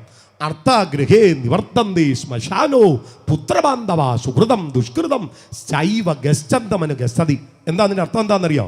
ഒരു മനുഷ്യൻ്റെ ജീവിതത്തിൽ പുത്രന്മാരും പുത്രിമാരും ഐശ്വര്യവും സമ്പത്തും ഇങ്ങനെ ധാരാളമായി ഉണ്ടായാലും അതെല്ലാം അവൻ്റെ കുഴിമാടം വരെ മാത്രമേ അവനെ പിന്തുടരുകയുള്ളൂ. ശേഷം അവൻ തൻ്റെ ജീവിതത്തിൽ ചെയ്തു കൂട്ടിയ സുഹൃതങ്ങളും ദുഷ്കൃതങ്ങളും മാത്രമായിരിക്കും അവനെ പിന്തുടരുന്നത്. ഹല്ലേലൂയ. ഇത് പൗരാണിക ചിന്ത. ബൈബിൾ പറയുന്നു, അവനവൻ ശരീരത്തിൽ ഇരിക്കുമ്പോൾ ചെയ്യുന്നത് നല്ലതാകലും തീയതാകലും അതിന് തക്കവണ്ണം പ്രാപിപ്പാൻ നാം എല്ലാവരും ക്രിസ്തുവിൻ്റെ ന്യായാസനത്തിന് മുമ്പാകെ വെളിപ്പെടേണ്ടതാകുന്നു. അപ്പോൾ ഒരു കാര്യം ഓർത്തോണം, ജീവകാലത്ത് നിന്റെ ആത്മരക്ഷയെ ഉറപ്പാക്കിയാൽ മരണാനന്തരം നിനക്ക് ആ നന്മയിലേക്ക് പ്രവേശിക്കുക. അങ്ങനെയുള്ളവരെ പറ്റിയാണ് പറയുന്നത്. നാം മരിച്ച് നമ്മുടെ ജീവൻ ദൈവത്തോടുകൂടെ ക്രിസ്തുവിൽ മറിഞ്ഞിരിക്കുന്നു. എന്താ ഭാഗ്യം! ഒന്നോടൊന്ന് പറഞ്ഞേ, എന്താ നാം മരിച്ച് നമ്മുടെ ജീവൻ, ഒരുമിച്ച് പറഞ്ഞാട്ടെ, ക്രിസ്തുവിനോടുകൂടെ ദൈവത്തിൽ. അവിടെ നമുക്ക് വേണ്ടി കരം നീട്ടി നമ്മെ സ്വീകരിക്കുവാൻ ഒരുവൻ ഉണ്ടെങ്കിൽ നമ്മുടെ വാഴ്ത്തപ്പെട്ട കർത്താവാ. ഇങ്ങനെ ഒരു രക്ഷ യേശുവിന് മാത്രമേ തരാൻ പറ്റത്തുള്ളൂ. മനസ്സിലാകുന്നവർക്കായി സ്തോത്രം. അതാണ് യേശു മാത്രമാണ് രക്ഷകൻ എന്ന് ഞങ്ങൾ പറയാനുള്ള കാരണം നിങ്ങൾക്ക് പിടികിട്ടുന്നുണ്ടെന്ന് അങ്ങ് കരുതുക. ഹല്ലേലൂയ. അപ്പൊ രക്ഷകൻ യേശുവാണ്. രക്ഷകൻ യേശുവാണ്. ആത്മരക്ഷ തരുന്നത് യേശുവാണ്.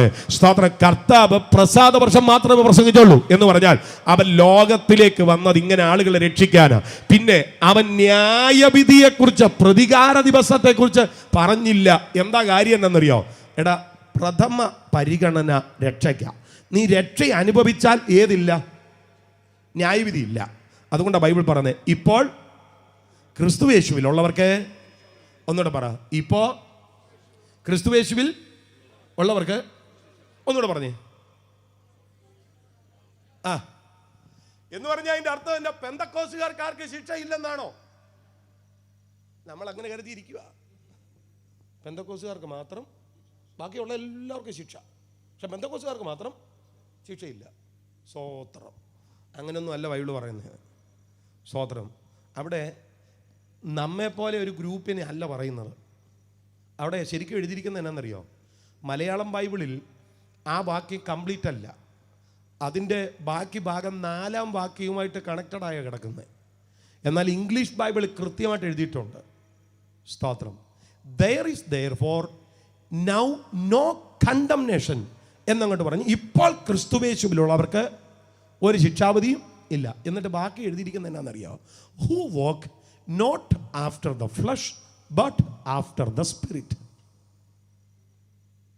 ഇപ്പൊ ക്രിസ്തുവേശുവിലുള്ളവർക്ക് ഒരു ശിക്ഷാവധി ഇല്ല. ആര് ജഡത്തെ അനുസരിക്കാതിരിക്കുകയും ആത്മാവിനെ അനുസരിക്കുകയും ചെയ്യുന്നവർക്ക് എന്തോ ഇല്ല പറഞ്ഞു ശിക്ഷാവധി. അല്ലാതെ ഞായറാഴ്ച പിന്നെ തിങ്കളാഴ്ച പോയിട്ട് ഈ പുള്ളിയുടെ കാര്യമല്ല പറയുന്നത്. ചിലർക്ക് മനസ്സിലായില്ല, ഞാനിപ്പോൾ എന്തോ ചെയ്യാനാ. സ്തോത്രം. ഞായറാഴ്ച ഭയങ്കര ഇങ്ങനെ അടിച്ചങ്ങ് വിടുക. സ്തോത്രം. ഭയങ്കര ആരാധനയാണ്. പക്ഷേ ഞായറാഴ്ച വൈകിട്ട് ഇറങ്ങിയാൽ മൈക്കില്ലാതെ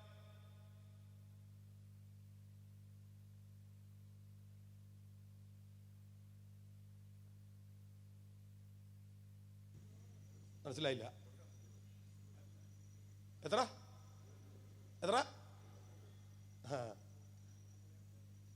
എവിടുന്നാന്നറിയോ? ഇതെങ്ങനെ അവിടെ വന്നേന്നറിയോ?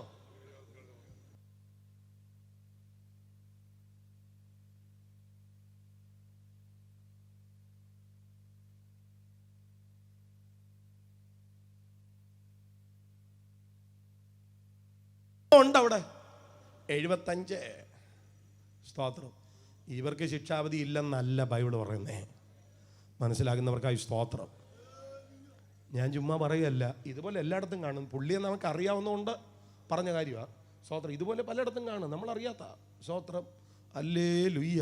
നീ വീട്ടിലോട്ട് നോക്കുക. ഞാൻ ഇപ്പം വന്നേക്കാന്ന് പറഞ്ഞ് അച്ഛാ മുങ്ങുമ്പോഴേ ഓർത്തോണം അടുത്തടുത്ത് പൊങ്ങാനുള്ള. അവർക്ക് ശിക്ഷാവധി ഇല്ലെന്നല്ല പറയുന്നത്. അവരൊക്കെ മരിച്ചു കഴിഞ്ഞാൽ ഞങ്ങളൊക്കെ വരുവേ ഇതുപോലെ ജുബായൊക്കെ ഇട്ട് ഞങ്ങളൊക്കെ വരും. വന്ന് 90 സങ്കീർത്തനമൊക്കെ വായിച്ച്, കർത്താവേ നീ തലമുറയായി ഞങ്ങളുടെ സങ്കേതമാകുന്നു. പർവ്വതങ്ങളെയും നീ ഭൂമിയെയും ഭൂമണ്ഡലങ്ങളെയും നിർമ്മിച്ചതിന് മുൻപ് നീ അനാദിയായും ശാശ്വതമായും ഞങ്ങളുടെ ദൈവമാകുന്നു. ഞങ്ങൾ ഇതൊക്കെ പറയും. അവസാനം നീ പൊടിയാകുന്നു, പൊടിയിലേക്ക് തന്നെ തിരികെ ചേരും. എന്നിട്ട് ഒറ്റ പാട്ടോടെ പാടും. പേർ വിളിക്കുന്ന നേരം കാണും മുൻപേരും. ബൈബിള് കൊണ്ടില്ല, അവിടെ വെച്ച പുള്ളിയാ. ഞങ്ങളിത് പാടുന്നതാ, പക്ഷേ അവിടെ കാണുകയില്ല. സ്തോത്രം. ഇത് ഞങ്ങളുടെ ശുശ്രൂഷയുടെ ഭാഗമായിട്ട് ഞങ്ങൾ ചെയ്യുന്നതേ ഉള്ളൂ. മനസ്സിലാകുന്നുണ്ടോ? അപ്പൊ ഇപ്പൊ ക്രിസ്തുവേശുവിലുള്ളവർക്ക് ഒരു ശിക്ഷാവധി ഇല്ല എന്ന് പറഞ്ഞാൽ അവർ ജഡത്തെ അനുസരിക്കാത്തവരും അവർ ആത്മാവിനെ അനുസരിക്കുന്നവരുമായിരിക്കണം. മനസ്സിലാകുന്നവർക്കായി സ്തോത്രം. ഈ മഴയത്ത് തണുത്ത് പിടിച്ചൊക്കെ ഇരിക്കുമല്ലയോ, കുറഞ്ഞത് ഇത്രയെല്ലാം കേട്ടില്ലേ, പിന്നെ ഇന്ന് രാത്രി നഷ്ടമാകത്തില്ലയോ, അതുകൊണ്ട് പറഞ്ഞതാ. നമ്മൾ ഈ കൺവെൻഷന് പ്രാർത്ഥിക്കുമ്പോൾ 3 വാക്ക് പറയും. പാപികൾ മാനസാന്തരപ്പെടണം, പിന്മാറ്റക്കാരൻ മടങ്ങി വരണം, വിശ്വാസികൾ പൂർവാധികം. ഇതെല്ലാം സംഭവിക്കണം കൺവെൻഷൻ്റെ അകത്ത്. ഹല്ലേലൂയ. അതുകൊണ്ട് പറഞ്ഞതേ ഉള്ളൂ. സ്തോത്രം. നിങ്ങൾക്ക് പിടികിട്ടുന്നുണ്ടെന്ന് കരുതുക. അപ്പം ജഡത്തെ അനുസരിക്കരുത്, ആത്മാവിനെ അനുസരിക്കുകയും ചെയ്യണം. അവർക്കെന്തില്ല? അവർക്ക് ശിക്ഷാവിധിയില്ല. നിങ്ങൾക്ക് കാര്യം മനസ്സിലാകുന്നുണ്ടെന്ന് കരുതുക. അവർക്ക് ശിക്ഷാവിധിയില്ല. ഹല്ലേലൂയ. സ്തോത്രം. അപ്പോഴേ കർത്താവ് ഇന്ന് വന്നത് രക്ഷകനായിട്ടാണ്. പക്ഷെ വേഗം അവിടുന്ന് ഓഫീസ് മാറാൻ പോവാ. ആമേൻ. കുഞ്ഞുമനച്ചാൻ പാടിയ പാട്ടുണ്ട്. 1000 കോടി വാനഗോളങ്ങളെ താണ്ടി കാഹളം പുറപ്പെടുന്ന ദിവസം ഇവിടുന്ന് നമ്മൾ അങ്ങോട്ടൊരു പോക്ക് പോകും. അങ്ങോട്ട് പോയി കഴിഞ്ഞാൽ കർത്താവിൻ്റെ പൊസിഷൻ മാറുക. ഇന്ന് യേശു രക്ഷകനാ. ഇന്ന് പ്രസാദകാലമാണ്. ആർക്കും രക്ഷിക്കപ്പെടാം. 1 രൂപ മുടക്കില്ല കേട്ടോ. നിനക്ക് യേശുവിൻ്റെ വകയാകാം. യേശുവുമായി നിനക്ക് ബന്ധം സ്ഥാപിക്കാം. ഇങ്ങനെ സൗജന്യമായി നിനക്ക് പ്രവേശനം കിട്ടും. ഇതാ പ്രസാദകാലം. പക്ഷെ നാളെ അവൻ രക്ഷകനാകും എന്നല്ല എഴുതിയിരിക്കുന്നത്. വെളിപ്പാട് പുസ്തകം 19 അധ്യായത്തിൽ എഴുതിയിരിക്കുക. അവൻ രാജാതി രാജാവും കർത്താതി കർത്താവും എന്ന നാമം അവന്റെ ഉടുപ്പിന്റെ മേലും അവന്റെ തുടമേലും എഴുതിയിരിക്കുന്നു. എന്തെഴുതിയിരിക്കുന്നു? അവൻ ആര്? രാജാതി രാജാവ്, അവൻ കർത്താതി കർത്താവ്. പേരെഴുതിയേക്കുക ഉടുപ്പിന്റെ മേലും തുടയുടെ മേലും. ഇതുവരെ അവൻ രക്ഷകനാണ്, എന്നാൽ അവൻ രാജാവായി വെളിപ്പെടാൻ പോകുകയാണ്. നിങ്ങൾ ആ ഭാഗം വായിക്കണം. അവിടെ എഴുതിയിരിക്കുന്ന എടുത്ത് വായിക്കാൻ നേരമില്ല. അവൻ അന്ന് അവന്റെ വായിൽ നിന്ന് വരുന്ന ലാവണ്യ വാക്കുകല്ല, ജാതികളെ വെട്ടാൻ അവന്റെ വായിൽ നിന്ന് മൂർച്ചയേറിയ വാൾ പുറപ്പെടുന്നു. ജീസസ്. ജാതികളെ വെട്ടാൻ അവന്റെ വായിൽ നിന്ന് മൂർച്ചയേറിയ വാൾ പുറപ്പെടുന്നു. അവൻ ദൈവക്രോധത്തിന്റെ ചക്രം മെതിക്കുന്നു. സുഹൃത്തേ, ഇന്ന് രക്ഷാ ദിവസമാണ്. ഇന്ന് സുപ്രസാദകാലമാണ്. നിന്റെ മുൻപിൽ രക്ഷയുടെ വാതിൽ ദൈവം തുറന്നിട്ടിരിക്കുക. ഓടി വന്നാൽ നീ ആരായാലും പ്രവേശിക്കാം.